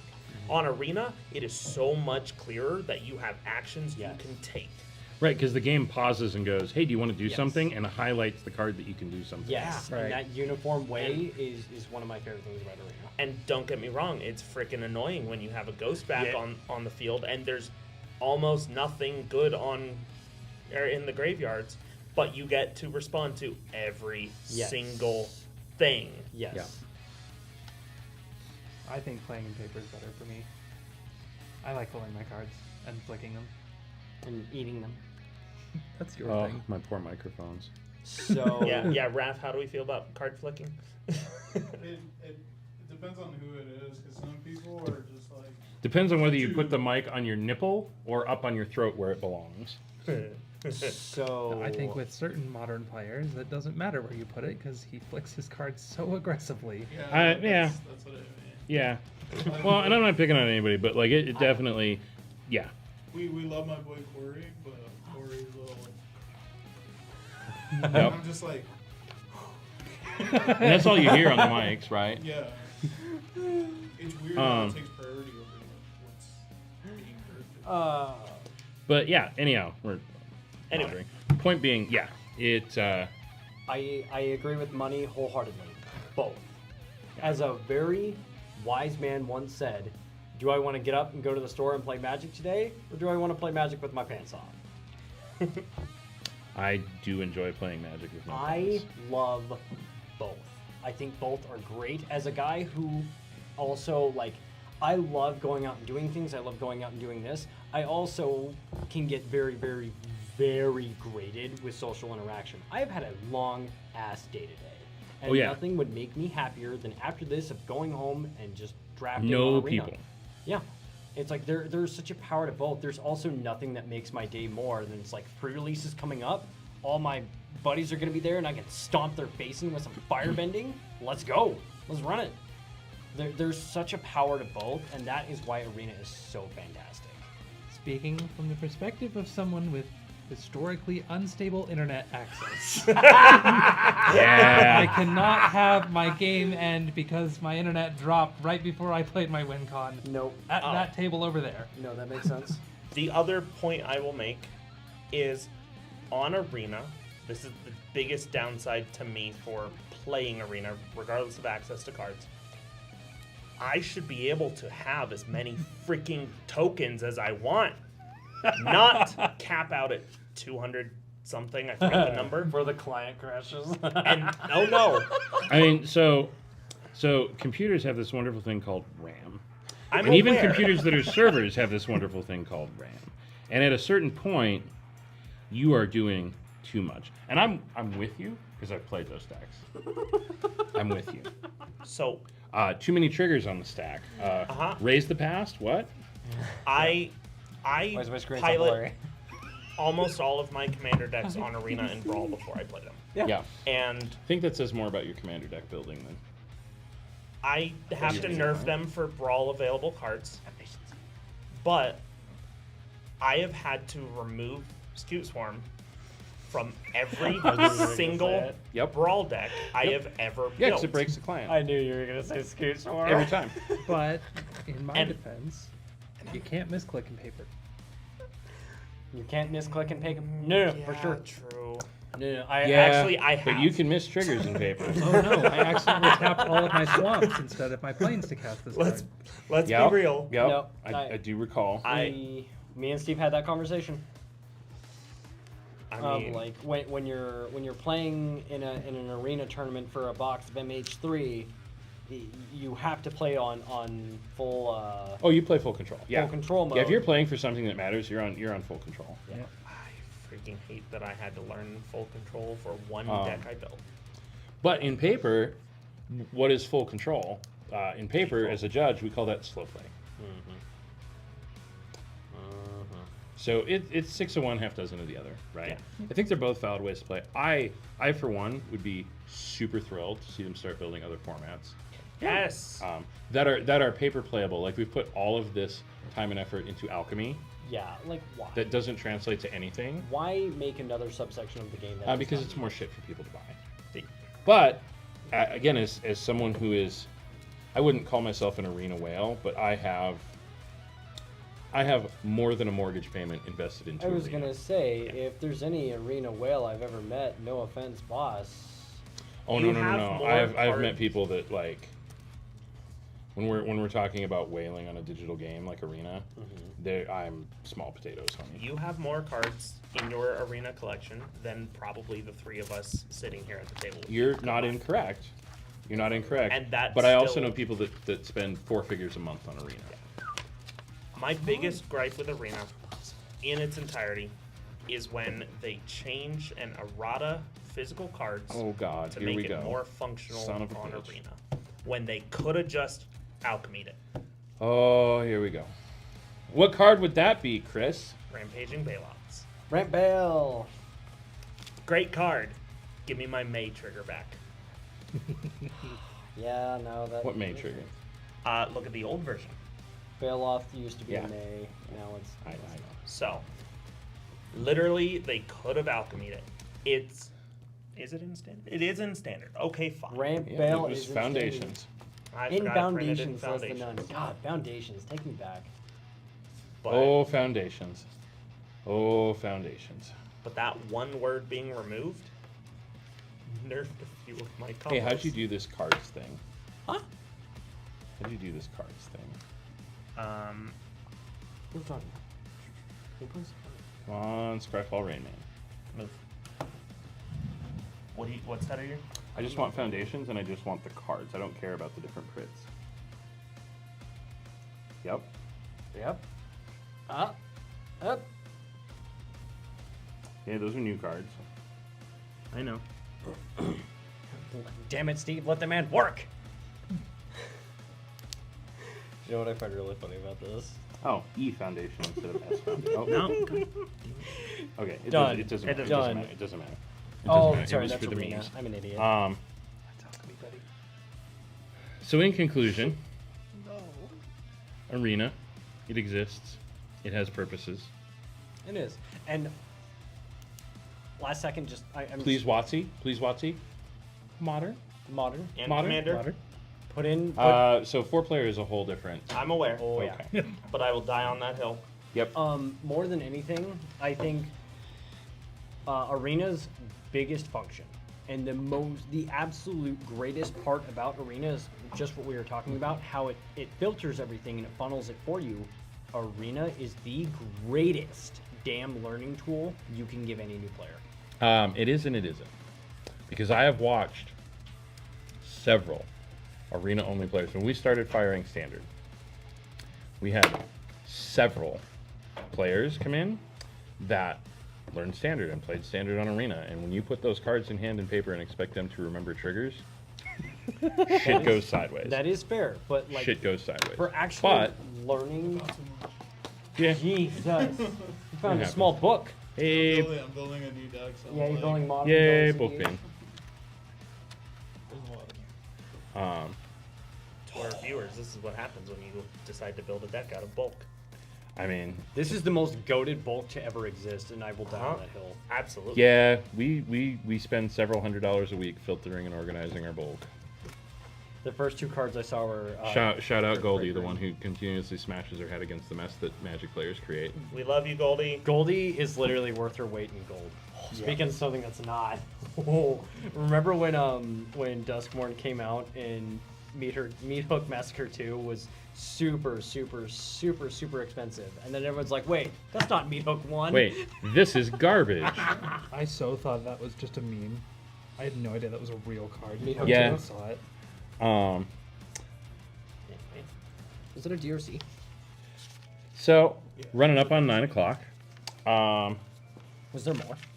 Yeah, there's like 10 more. I'm Guys. so sorry. I'm so sorry. Welcome to the E4cast, where we sort through E4's bulk bin. We could Live make on a the internet. podcast of that. I'm so sorry. I mean, you gave the ADD kids a pile of cards. I don't know what you expected to happen. Yeah, I don't know why you handed that to me. Well, because you basically you're like, "Look, give Because me you're like, cards." pile of cards, give me. Cards in hand. I'm telling you, man. I when we're here, me and Aaron just need decks, just to Yeah. Just a shuffle. shuffle through. He wants to see. There you go. So I can put that. Taking the fidget toy away.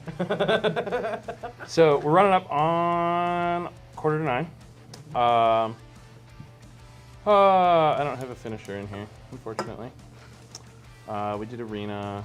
We did Morrow's Fun Survey. I did think I have a modern. good finisher. Okay. What do you think is the best way to teach a new person the game? Foundations beginner kit, hands down. Hands down, 0 questions. We had a situation where we work with a lot of different charities and stuff, and we had brought a group of kids in from a juvenile detention center that shall remain nameless in Central Oregon. And we had to bring them in on a closed day because they couldn't be in here when the store was physically open and there was a way for them to get out. Okay. And gave them an opportunity to get out of the environment they were in and come out and play Magic. And none of them, not a single one of the 8 children that came in, shouldn't call them children or teenagers, but whatever, had ever touched Magic the Gathering before. And in 2 hours, they were playing games on their own. That's crazy. And like, not one guy got it and was just kind of bullying the other guy through it. Like, genuinely, okay, he won that one, okay, he won that one. It's an incredible tool. It is the best thing that Magic has ever made. We have a version of that coming out for Avatar, which is unfortunate because now it's IP branded and it's not a new player product anymore. Now it's a collector product. God. But they're just Monster. it's a genuinely great product. I'm trying to find it. Okay. Avatar: The Last Airbender. I guess it's not that bad. It's only $40. Okay. Maybe they didn't put mechanically unique cards in it for once. But it's a very. It's kind of cool. Aang and Zuko are the 2 starter decks. That's cool. I'm hyped. Yeah. Anyhow, yeah. The arena tutorial is cool, but there is part of the learning process that is handling physical cards and shuffling a deck and presenting your deck to be cut and putting your cards in the right. Like you said, arena does all of that for you. Yes. And it's a good learning tool to learn the mechanics of the game. Yeah. But Standard Nights, I can tell you, when the new guy comes in and he's struggling with some of the basics, he's a great Magic player. He's only ever played on Arena. You know, when I watch a guy that comes in with I don't want to say a meta deck, but a good deck, and is doing well on the night, and is struggling to shuffle 60 cards, that guy's an Arena player. Yeah, for sure. When he comes in and he loses the game because he had a trigger to draw a card and gain 4 life, and just passed the turn and missed his end step trigger because Arena didn't just give him the life and put the card in his hand. Yep. So it is a great tool, but it is a tool. I'm biased because I pay rent for a lot of tables for people to sit and play Magic cards at. But I don't think That's a good bias, though. Yeah. No, I mean, get social, human interaction, human contact, etc., right? I think that's the biggest part about a card game is that they should be. That should be the base interaction. Yeah. There's no Magic without the Gathering? What? Correct. So I think we're all going to end up agreeing that the beginner boxes are the best starting point. Yeah. Like, there's almost And no I'm argument. not taking away from the ability of Arena to teach somebody to play Magic. I'm just saying it only teaches them part of the game. No, that's very true. But my question is, where do you guys think the next step is? Oh, once they're through the beginner box, Like, Jumpstart's great product.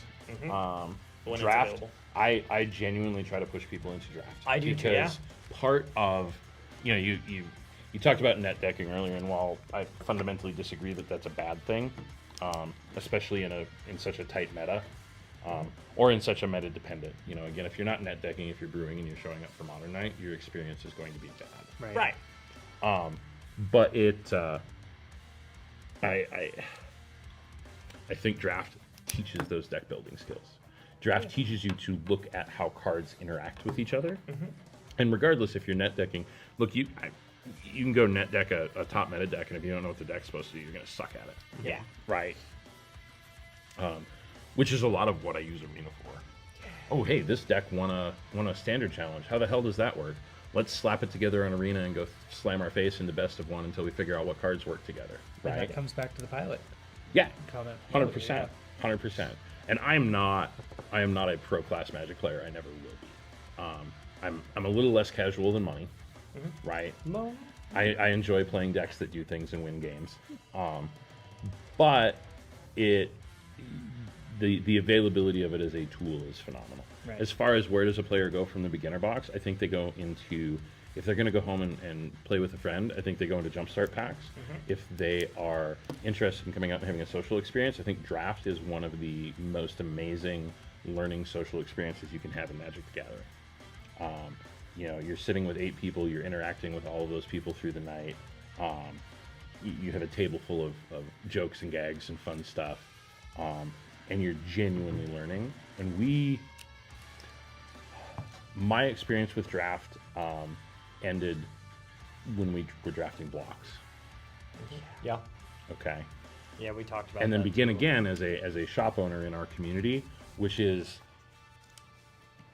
for better or for worse, not always representative of the Magic community as a whole. But we have some of our most experienced Magic players that we have that come to this store. Some of our best Magic players that we have that come to this store are primarily draft players. That's how they like to experience the game. And they're always super helpful. You know, we had Final Fantasy was a prime example. Our Final Fantasy drafts were usually half people who had never played Magic before, but we're into Final Fantasy. And we're like, oh, this is how I can get product, because Wizards doesn't know how to run a printer.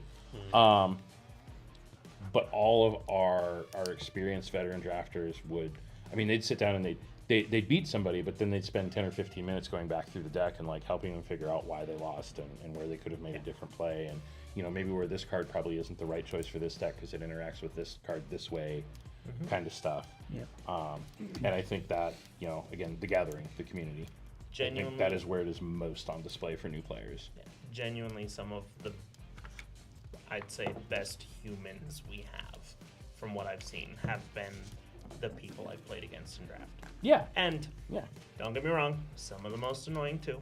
Sure. On the other hand, look, it takes all kinds in every group. Right? Yeah. But from somebody, from the perspective of somebody who is new to Magic, I think, as far as coming out and sitting down in a shop and playing, I think it's incredibly difficult to have somebody go from a beginner box and then tell them to go build a standard deck.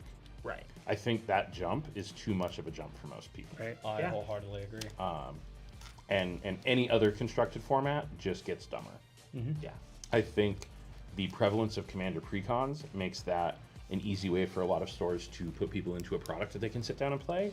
But I also think it's a bad way to learn the game. Yeah. Well, because And- commander players are terrible at the game. Well, yeah, Commander, Says the commander player, and I appreciate that. Commander. Well, Commander by its nature is a casual format, right? Right.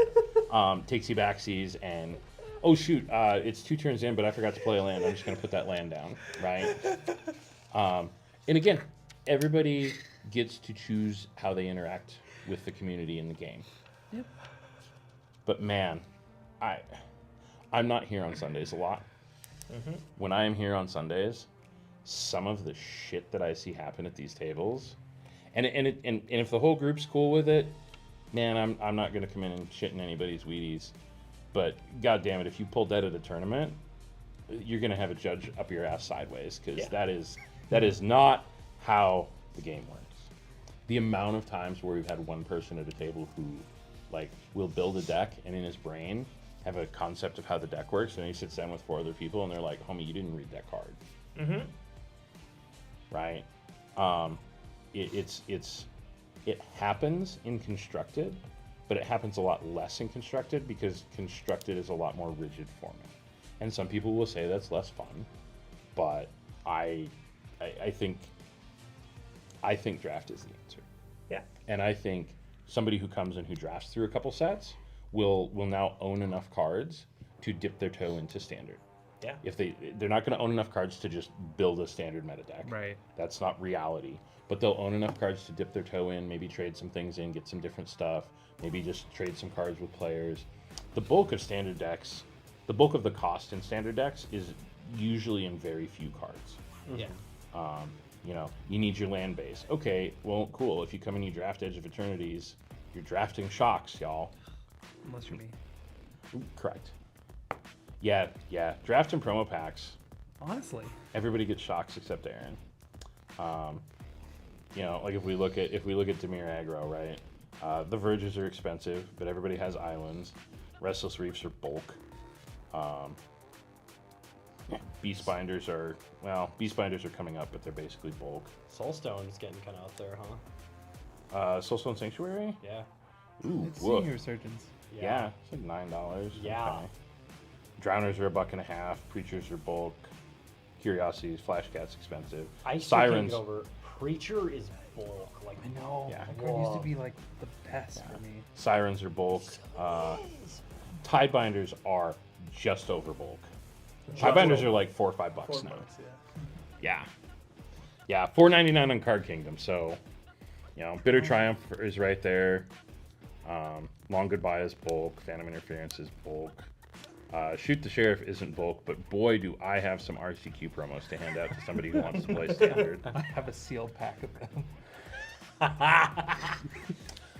We've fired all 3 of our RCQs. I have every RCQ walked around and goes. Who doesn't have a play set? And that's including people. Even the spectators. Yeah. would you like another? And I still have 3. I still have like 30 or 40 of them.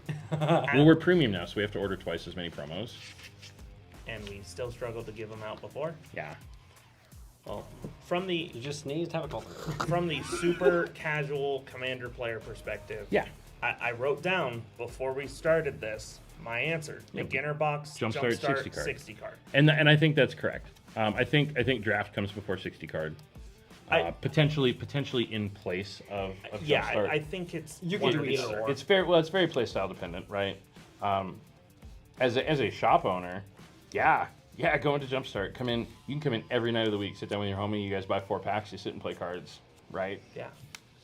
I'm in for that. Please come in. I will play Jumpstart with you if I'm not working. I love Jumpstart.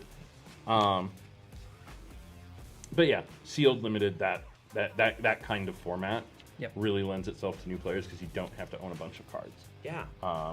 As you get further into it, I think Standard is a very good intro, and we've had, the guy that was playing RDW in the RCQ, Sam. He was a drafter, Yeah. and like after his like 5th or 6th draft night, when everybody was like, "Hey, homie, you should come play Standard too. Standard's really fun. Oh, you've got a bunch of cards. You drafted 6 weeks of Final Fantasy. I bet you can build close to the mono green deck." Yeah. Like I drafted. You've drafted all of the expensive cards out of that deck. You have the Travelers and the Tifas. I think that's the hard part about a game that has multiple formats. Yeah. Because with Yu-Gi-Oh, it's like, oh, you're gonna start playing Yu-Gi-Oh, buy 3 structure decks, you're good. With Lorcana, it's like buy some beginners pack. You're decent enough to do something. Yeah, the Lorcana starter decks, you can sit down and play those at a. Yeah. You're not going to 4-0. You're not going to top a tournament, Riftbound. but you're also not going to get your ass blown out. Riftbound. Buy the beginner box and you get the best decking format. Yeah. So I think with Magic, it's a lot harder. Yeah. But there's also like an intimidation factor to it, because like There's a lot of pieces. Yeah, going into it and being like, cool, you get the draft. Meanwhile, you're sitting next to people who have been drafting like since the existence of the game. Yeah. It's like, It's where I didn't really like the pick 2 of Spider-Man. It was like, Pick 2 draft is open the pack, take the rares, and then fight over the bulk. yes. So the way that I would say it is definitely beginner box, and then I would go to Jumpstart. yeah. Like, Jumpstart, draft, 60, and/or Mander. Whatever So the problem that we run into as a store with Jumpstart is availability. We don't always have Jumpstart packs in stock. There aren't always Jumpstart packs available at distro. We draft every Friday. Yeah. From a consistency point of view, as a shop, that's why I tend to encourage people that way. If somebody has a social thing and doesn't necessarily want to come out or doesn't have the ability to come out, maybe they work Friday nights, yeah, Jumpstart. Yeah, but if you have the ability to, draft is great. Draft is where I started. I learned through Fire and Flame. I yeah.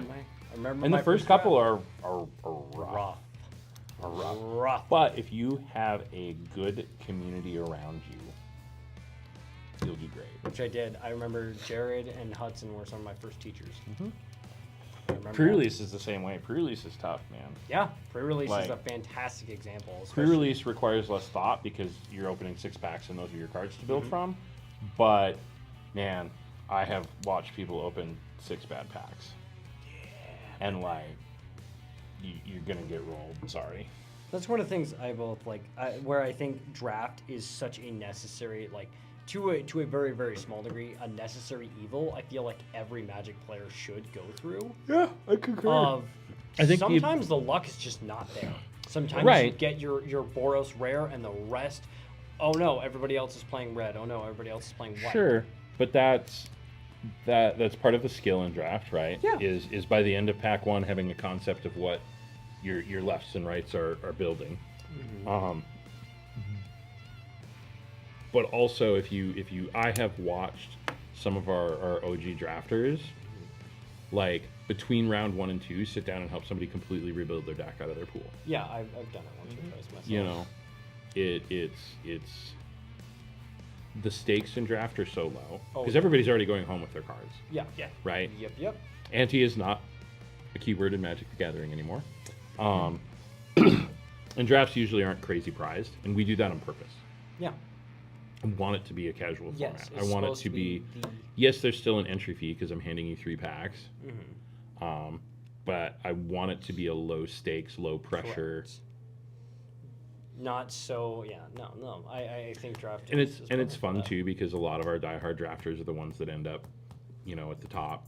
And now the 2 first timers can sit down and go, yeah, I don't know what my deck's gonna do, and one of them beats the other one, and then they can sit and they can watch the players that I don't want to say that know what they're doing, but have the higher levels of experience. There you go. We have guys drafting that played Magic. I mean, they opened unlimited packs, like. Yeah, no, I have drafted so much in my life. I drafted as a noob and I had fun with it, and I've drafted it as chiseled veteran. And I've had Drafts would got me to play Magic. Yeah. yeah. It was I started Midnight Hunt. It's literally I walked into the store and they were just like, "What's going on tonight?" And they're like, "Well, there's a draft." And I was like, "What the hell is that?" And the guy goes, "Well, Give me 20 give bucks. me Here's these 3 You packs. sit down with those nice people and then you just play. And Figure it's it like, out. Cool. Oh boy. Secret Layers, 27th, PlayStation. Yeah. I'm so here's the thing. I enjoy Secret Layers, right?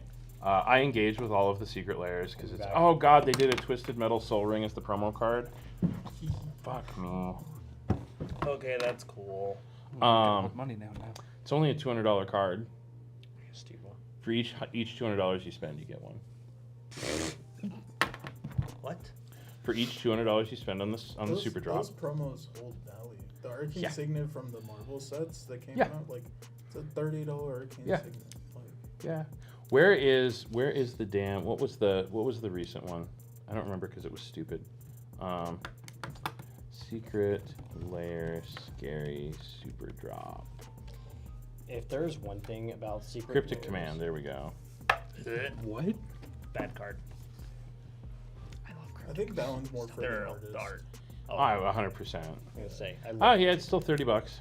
So one of the things that Secret Lair does that I really don't like, that even WotC has tried to retroactively correct, is I hate cards that were only ever printed in Secret Lairs. Yeah, they haven't tried to retroactive. They're still doing it. Jaws is a unique card. Yeah, a shit ton of them are unique cards, and I hate that. Yeah. I am excited for my Furby Hullbreaker Horror. I'm very excited for my Furby Hullbreaker Horror. I was very excited for the Play-Doh set. I love the Play-Doh set's good. The problem is Worm some of them are bangers, some of them aren't. Like the Kieran Yanner drop that they did, Demonic Tutor. that D-Tutor, that thing's a banger. That's a $150 card right now. Yeah. Okay. Northern Paladin? Well, Is- I mean, is- if you're Hudson, you love that. Sure. Sure. Armageddon? Yeah, that's If a you're card Hudson, we you need. love that. That's a card we need more prints of for sure. Nothing beats Why? the from the. What's that? Oh yeah, the Play-Doh Scoot Swarm. It's terrible. The Do you need the Academy manufacturer from there? Because I'm willing to trade you for it if you. I love that worm coil engine I mean, I'll though. take another, but I'm not giving up anything out of this. That worm coil engine is like I saw this coming out and I was like, Academy Man, Polyraptor, and green sleeves. Yeah. Whoa, sign me up. But that is not a limited print secret lair because it's the extra life. It's the charity one. Yeah, it's the correct way to do secret It lair. is. It is. It is. Oh my god! Don't even get me started about the made to order. Kyle. Yeah, I got a place with like 4 each. Lands. These are hands down the prettiest lands I've ever owned. I adore them. Yeah, I want that Academy They're Factory, damn. but I can't currently go and buy a secret layer for it. I think we have some coming. That was the Play-Doh one, right? The Play-Doh Yes. salt. Yeah, I picked 2 of those up when I bought all the Furby shit. I thought you didn't. Yeah, I didn't pick them up when they dropped. Oh, okay. When they were still available when I bought all of the scary stuff. I definitely did. I don't like the Forest and the Plains a whole lot, but it's kind of crazy how much better those are than the original raised oils. Oh, the Phyrexia ones? Yeah. Yeah. These have a color on them. And I love my Phyrexia lands. Yep. I love my Phyrexia lands. But I don't, love them too. I collect them very avidly. I like. He says that he saw my forest sitting in there, and I remember the day. So I was like, "Is that for trade?" I was like, "Sure." He goes, "I want that." Yeah, I ganked them all. They're currently sitting in my wife's Yeah, binder. Jaws Relentless Predator. If that ends up being a playable card anywhere, to the moon, Ethel. Yeah. Because that's the only place you get it, and I'm pretty sure. Let me see if I'm pretty sure that one's sold out. I know the Yanner one was the one that everybody got all salty about that they didn't get. That's the one that I wanted. The what? Which The one? Yanner one, the one with dark demonic tutor. Oh yeah. But like I saw the sushi ghost one, and I was like, Yanner, Jaws, and Iron Maiden are all sold out. Oh my Yeah. God, Dwight sold out. yeah, a lot of people are really stoked on it too, and it's like I don't mind secret layers being the exception, like to the let's put silly cards in Magic, especially because most of them are reskins. Yep. But when they're exclusive to secret layers, that so feels bad. Well, see, this is the problem, right? And Steve's gonna understand it because he's a business person. The problem is that secret layer, like everything else, is not a product that is for everybody. Correct. Secret layer, even back then when it was made to order, or however you want to put it, has always been a FOMO product. And for them to change that just to appease the people who want to like sit there, just like, dude, go buy a cheaper version of the card. It's And- like, you hate secret layer so much. Why You would don't even engage look with at it. Yeah, like. Yeah.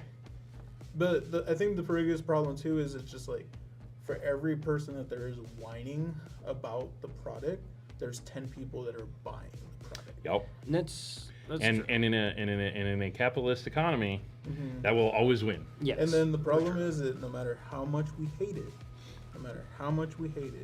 we are the vocal minority. yeah, Yep. Like, we're the only ones who go on there and post about it because the other people that don't already have it. are and they fine don't with care. it. Yeah. They're all like, dude, you're salty, you missed out. I joined in at 9:30 and still got the one I wanted. Yeah. It's like, And that's another crazy part of it too, to kind of counteract that, to kind of come back at that.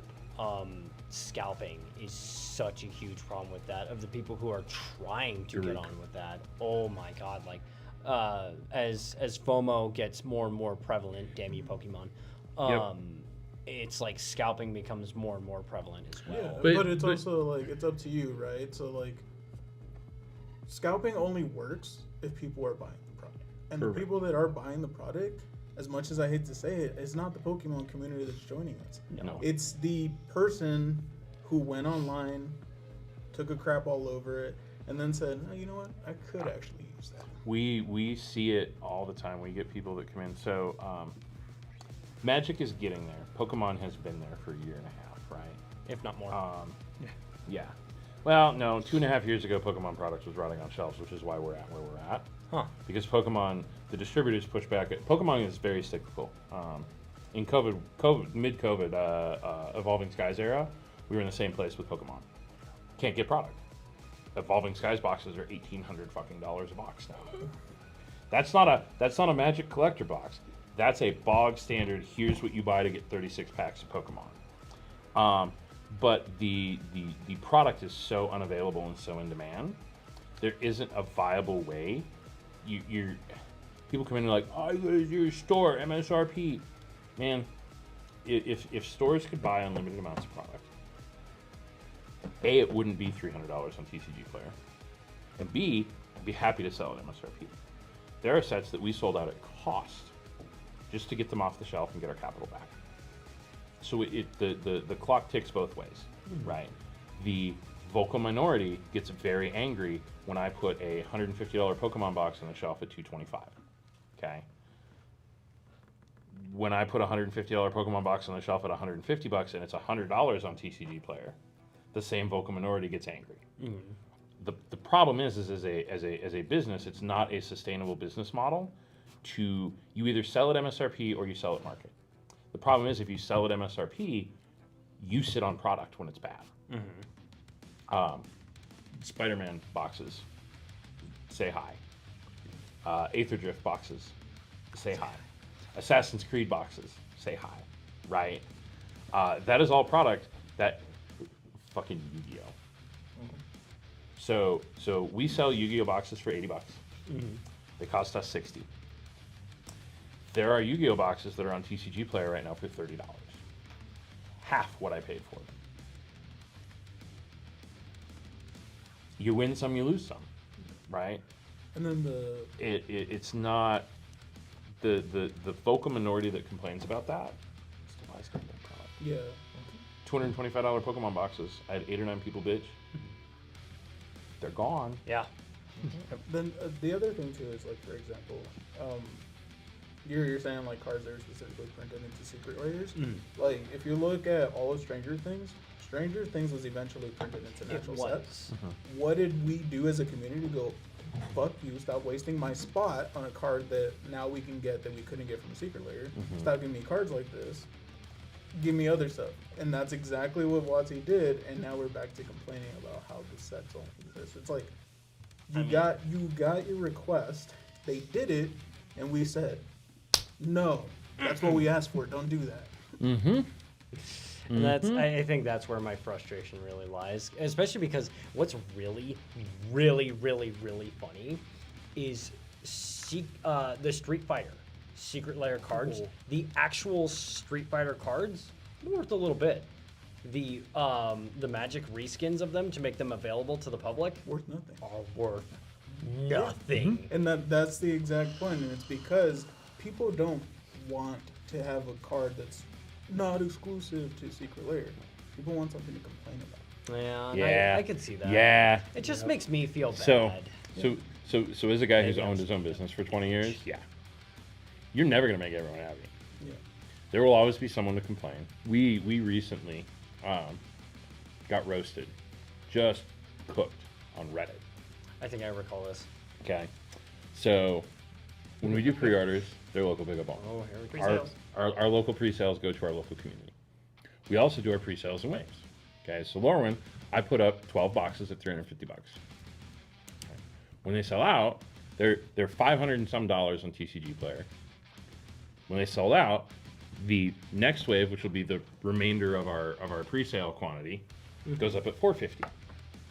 So a guy came in and he ordered a box and he got around our site and he put a shipping address on it and got free shipping on it because it's over $50. Came into the website, not into the store, mind you. Yeah. Totally. No. Well, you live in Florida. You didn't come into it's the not store. possible for To me. be clear, though, Florida man. it's mine. Canceled his order because local pickup only. Sorry, boss. It went back in stock. It immediately sold out because it was our wave one at $350. Right, we're $200 and some under market. Okay, cool. I get the notification wave one sold out. Put wave two up. Resent the notification.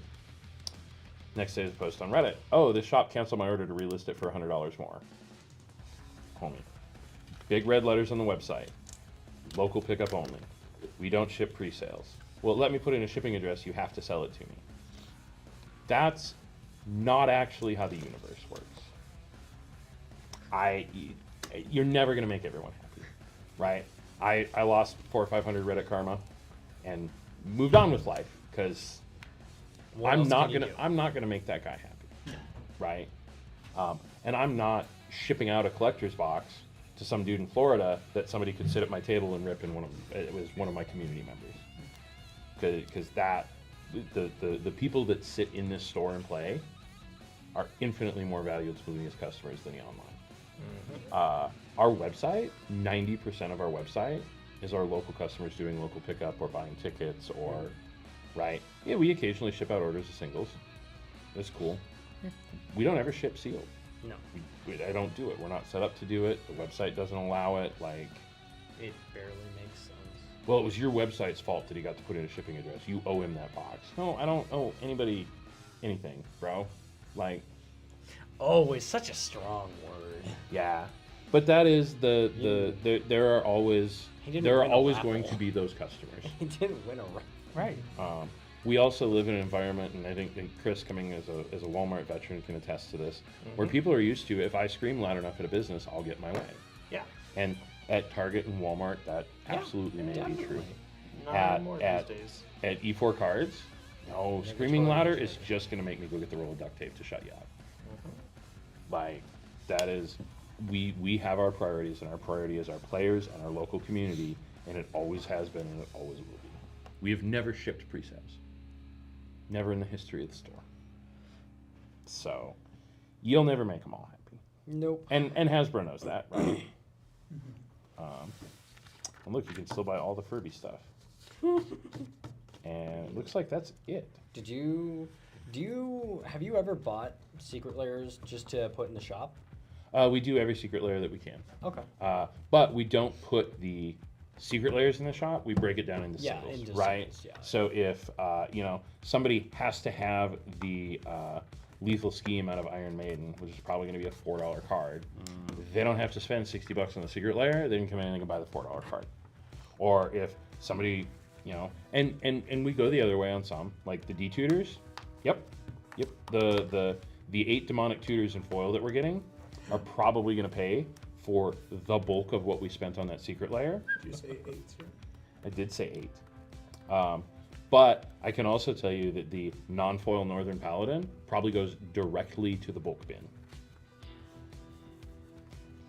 And we will have the Hudsons that come in and dig that out, because they're like, that's an amazing card and I love that artist. I love that card. But when let's see, hang on. Let's play the, Just Well, weird. frame of reference here. Demonic Tutor is the first Magic card I've ever owned.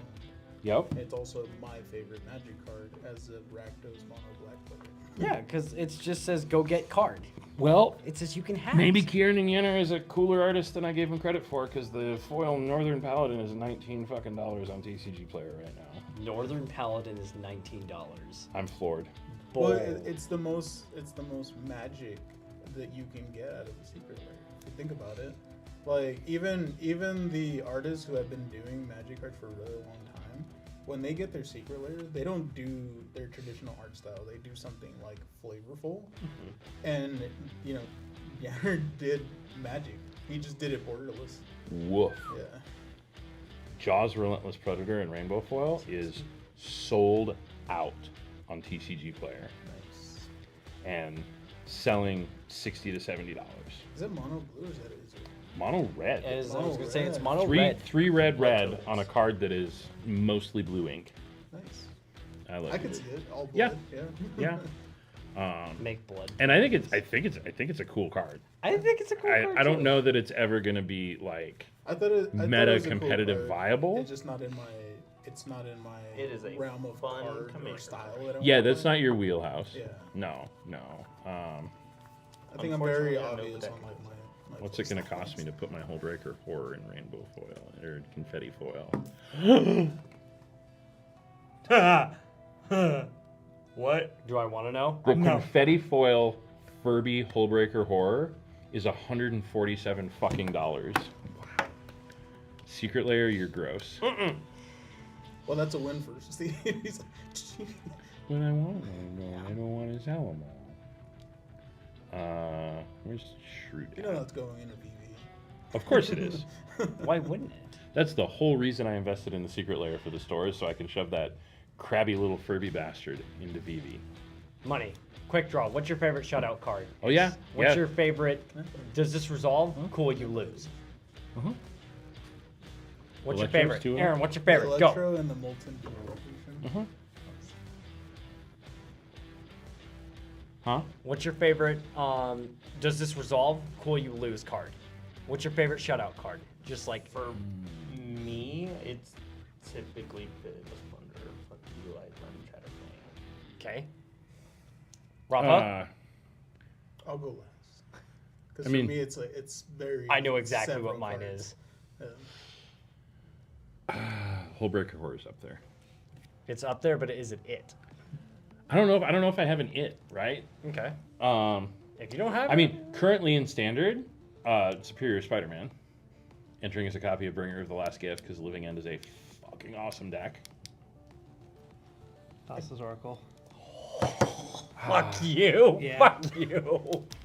Thassa's Oracle, Thassa's like Oracle Demonic Consultation has always felt like such a cheap, shitty. It's It doesn't Like, it it's feel like such effective, a right? cheap shot, right? And you're right. No, if that resolves, I mean, unless somebody stifles the Thassa's trigger, this is GG's.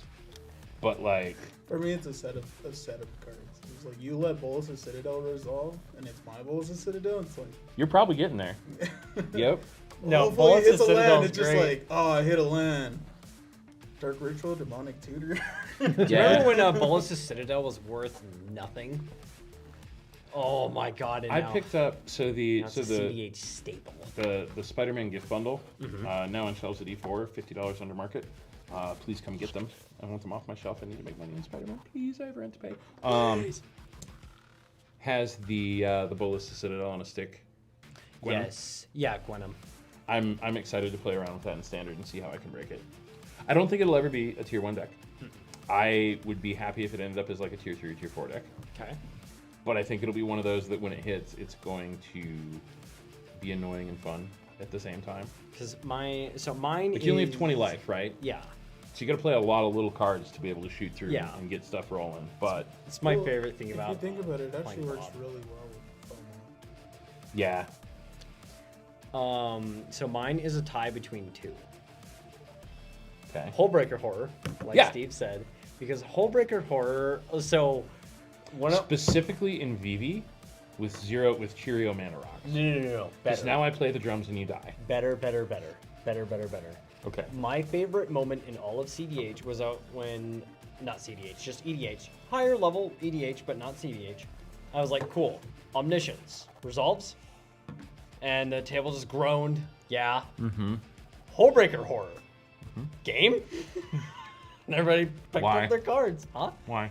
Because now you play things for free in an Izzet deck that draws cards. Whatever you do, I will put it back in your hand. It is completely irrelevant what you do now. Yeah. Assuming you have enough cards, but yes. In an Izzet draw card deck, the table seemed to think so. Because they scooped. You They- played against a Or terrible table. they didn't want to sit there and watch you masturbate for 30 minutes and not win the game. Either way. 'Cause Either that way, is very it worked. non-deterministic. Yes. But it's still Well, that's super, why. super Just oppressive. like for me, I would have been like, "Oh, great, you're putting half my deck back in my hand. Cool." Okay, I do yeah. stuff on my next turn. And the other one is hands down Walking Ballista. Yeah. Yeah. Walking Ballista is always a fun win. Walking Ballista's raw. I have infinite colorless mana. Die. Here comes Walking Ballista. Interaction, pass priority. Yeah. Cool. The- On the stack in So in response. and I just saw it happen here, right? The immediate, hey, what's your favorite I win the game card? Always defaults back to, and you're forgiven because you're a CDH player, right? But like we all play different formats, but everybody's brain immediately goes to Commander. Yeah. Because that's where all the degenerate shit happens. is Yes. casual Commander. And that's kind of what I was digging for too. Is like, Yeah. what level of degenerate do you want to stoop to here? Oh, And yeah. He's when Aaron said Thoracle, I was like, oh, okay. Okay, so we're there. Digging. Yep, here we are. Bottom of the scummy barrel. Hello. Oh. I will add in a double striking Progenitus in Standard. Fucking Yeah, hilarious. right? For Genesis Absolutely Standard. amazing. 6 mana double strike Progenitus. Is this resolve? Cool, you lose. I don't know. If we're talking about standard, I would say just from watching the game. So if I see the authority of the consult result, Yeah. for the person sitting across from me, Dude, consoles makes me cry. half of my entire sideboard in my living end deck is dedicated to dealing with authority of the consoles. Yeah, I've Because seen it. I I've can seen it so I can bad. bring 9 flying big creatures back from my graveyard, give them all +2 in haste. But if they all enter tapped, Yup. Well, that's what happened with somebody was playing. It wasn't you. It was somebody else playing as for Pixies into an authority of the consoles. Like, yeah, give them 4 life. That's really good. Every turn. yeah, you'll get rid of it eventually, but they're gonna have 48 life when you finally get rid of it. I have 7 cards on my sideboard that say some variation of destroy, target, or all enchantments. Yeah, Dude, yeah, back- because your deck's the same way.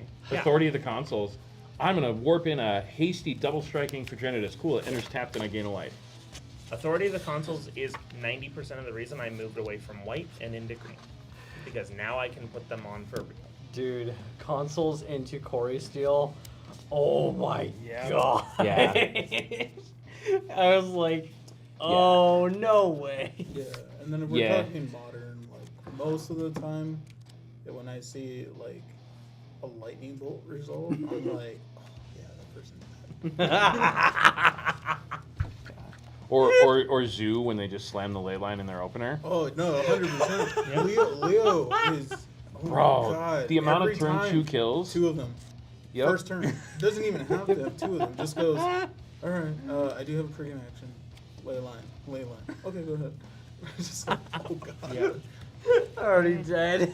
Yeah. The gooder Galta in standard. That's the Yeah, Stampede Tyrant. Oh my god, yeah. Yeah, resolving a card that says put your entire hand on the board. Yeah. Good. Orc Bow. But look, at what point? I know you've played Standard long enough. And I know you've played Standard long enough. Fucking Galta. Are we, like... Did we not learn when that went through Standard the first time? My problem with Foundations is that everything in Foundations is stuff that's like... Did we really need this back in Standard? Dude. Wait, which Galta? The shit your hand out Galta. That was just Ixalan. That wasn't Foundations. Foundations just reprinted the Oh, okay, 12. sure. Just cast cheaper. Authority of the Consoles is Foundation's fault. Yeah. Mossborn is Foundation's fault. Sire. Demonic Pact. Progenitus and Darksteel Colossus. I don't know. Well, we're a little after 9. We've been live 3.5 hours. I think it is about that time. Aaron's falling asleep over here. I'm just glad we got in another light. I want to Aaron, pour an look into energy. the light. I kind of want to pour an energy drink down him, but at the same time, then I know he will wake up an hour before Standard tomorrow Yeah. because he'll be up till the sun. Just have him stare into the light for a few minutes. He'll wake Yeah. up. If you want to reschedule, that's fine by me, but we ain't got no rush. Um, Well, I don't work tomorrow. I don't give a shit. We're talking about after plans. Ignore us. After the stream. just waiting for the 2 on camera to What? Do be over it. you want us to continue or No. do you want us to stop? Okay, we're stopping. I want to do another closing topic, but the last one cost us 30 minutes, so I'm just going to not and go. I appreciate everyone tuning into the E4cast, whether you're watching it live or you're watching it afterwards. Be sure and come out and play with this motley group of morons Tuesdays, Thursdays, and Fridays, and Wednesdays and Sundays For the cool people. at E4 Cards here in Bend. I'm here the other days too. Yeah. They can't play with you Tuesdays and Thursdays, but they can give you shit while you're running the stream. It's okay. I get to watch you misplay. So Yeah. any Well, shit you talk, I'm like, well, at least If I you didn't choke. enjoy Magic the Gathering content, give us a subscribe and a like here on YouTube. We are not on Twitch tonight because total dog shit internet. Oh, sorry, TDS internet. We do a lot of Magic the Gathering content. If you enjoy Kyle, we have a new short series coming out featuring Kyle. I'm not going to spoil anything because I want the internet to get angry about it. But Oh, it'll they be fun. will. But it'll be fun. If Oh, you like they Taco will. Bell, you'll enjoy our new series. If Like, you've ever sold cards, you'll enjoy our new series. if Or you, you won't. if you've ever been on to no. No. I'm not gonna spoil it. Nope. Point is, a lot of stuff coming out. Give us a like, give us a sub. Follow us and the entire E4 stream team on Twitch. They are all linked in the description. A bunch of great guys that stream and do fun stuff. Not always magic, but always entertaining. And ostensibly, we'll see you again in 2 weeks, but our release schedule has been not the most consistent thing in the universe. So We've only botched one. And 2 weeks is just after the card show. is that the Monday after the card show? Yeah, I'll Whoa. see you in 3. See you in 4. See Woof. you. I don't know. Maybe we do the one I after think the we card do show. it. We'll all be exhausted. It'll Absolutely. be hilarious.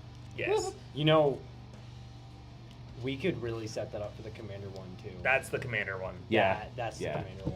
All right. If you are in Central Oregon on November 1st, the Oregon Cards and Collectibles show is going to be bigger and better than ever. Oh yeah. The team behind that show has consistently grown it every time. E4 is proud to be the lead sponsor of the show this time. We are super excited to have that level of community get together here in little old Central Oregon. So come on out. We will be live from the show on and off all day, depending on what's going on. We have staff out there running the stream. It's just a matter of whether there's something going on or I'm just walking around the show with the iPhone in my hand doing fun shit. It'll be a blast. Sign up for Avatar pre-release if you want to come out and play that. The hell else do we have going on? Too much. Land Go. In November. Yeah. If you want to come out and see some high power, fun CEDH, and potentially win a trip to play for a Black Lotus in Nashville, Tennessee, I reckon. That is November 9th at noon. Tickets for that are available at e4cards.com/register. Tickets for the pre-release are up there. We've got so much crap up for pre-sale right now. I literally have to go to the website to see what it all is. Looks like, well, Phantasmal Flames sold. Oh, we have ETBs of Phantasmal Flames available. Boosters sold out. Avatar Play boosters are gone. We have a couple Avatar collectors and bundles left, and we have a decent amount of Lorwyn left. Do? Yeah. October 31st. Join us for 3 years. Yeah, and October 31st is the 3-year anniversary of E4. We are having our shit. What did my wife name it? Our ghoulish gathering. Thank you. Night of the Ghoulish Gathering? Yeah, Night of the Ghoulish. Oh, fuck, I'm not even logged into socials on the laptop. God damn it. But we have watch more. the screen. We have more info for that forthcoming. We are going to be doing two-factor. Suck me. We have raffles sponsored by Rooted Homes. Yep, we're going to be raffling a bunch of cool stuff off. All of the proceeds for that are going to go to Rooted Homes. We are going to be doing the Riftbound launch event. Woo! Tickets for that, e4cards.com/register. Come How play many times Riftbound can I with say me. that in one night? Flashback drafts. Yeah, we are going to be Throwback doing draft. 2 super fun throwback drafts. We have secured a box of War of the Spark and a box of Theros. Those are limited to 8 seats each. You're going to draft, and you're going to get a pack per win, old school style. It's going to be super good times.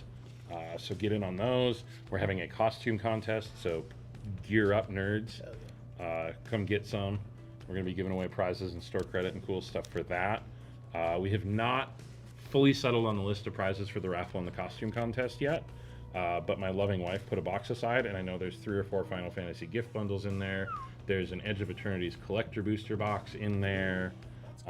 Bunch of cool stuff. Yeah, we're giving away probably $6 or $7 grand worth of stuff on Halloween. So And you're also giving away some other stuff besides the Final Fantasy, so that's pretty cool.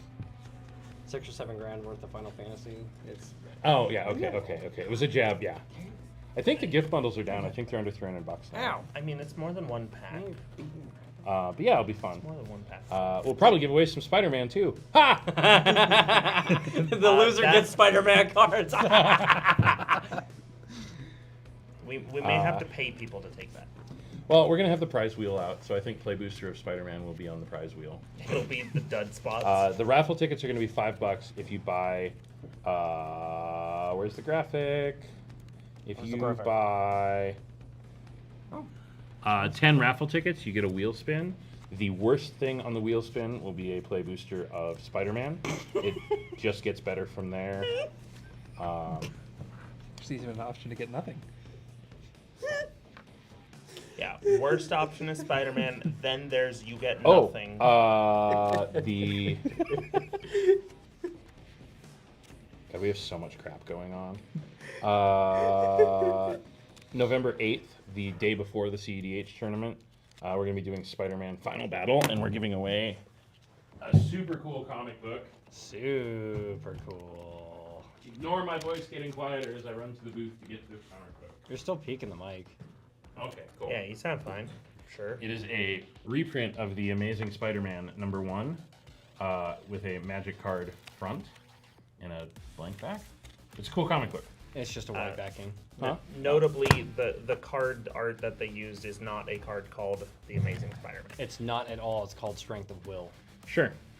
I mean, decisions were made. No, this is Spider-Man, not Stranger. Yeah, but the card text down here is true. I'm just Okay. Yeah, I think that's it. I think I hit them all. I'm scrolling through the social posts for the next 30 days. You have a lot of and shit going on, think, though. bro. A whole lot of shit.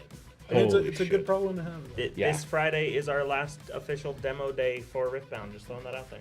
Yeah, because next Friday it launches, and you can come in and pick your deck. We're running that the same way that we're running the Avatar pre-release. You pick your deck when you buy your ticket. Tickets for that are $30. That gets you the deck and entry, and maybe some prizing if Riftbound ships it to us. Throwback drafts. Saturday, November 8th, with the final battle, is also the Pokemon Phantasmal Flames pre-release, because I love shoving 46 people in my store and filling every seat. Lango CDH qualifier, and Avatar Last Airbender. Cool. Appreciate y'all. Thanks for tuning in. I also appreciate y'all. I mean, I don't know. I think if nobody watched this, we'd still do it. Yeah. Like, this is fun. This is fun. So I can come by. Yeah. Y'all have a phenomenal... Yeah, thanks, Raph, for joining us. We appreciate Raph joining us. We appreciate Raph and the cheeseburgers. We stand Raph joining us. And bringing... I almost completely forgot. Bringing food, nonetheless. Like, what Yeah. a fucking gentleman. Yeah. What a yeah, guy. Yeah. Loving it. Loving it. Absolute SIM card. Raph, if you're not married, you are now. Yeah, you have to fight mine Take care. for that one. Damn it. Stay safe. Double sleeve it. And come out and play. So now we gotta do the news thing where we pretend like we're talking about something as the camera cuts. Unfortunately, the mics are still on. When it, like, Oh, my gosh, so we just gotta really pretend. Really pretend. Like, really, a lot of eye contact. A lot of eye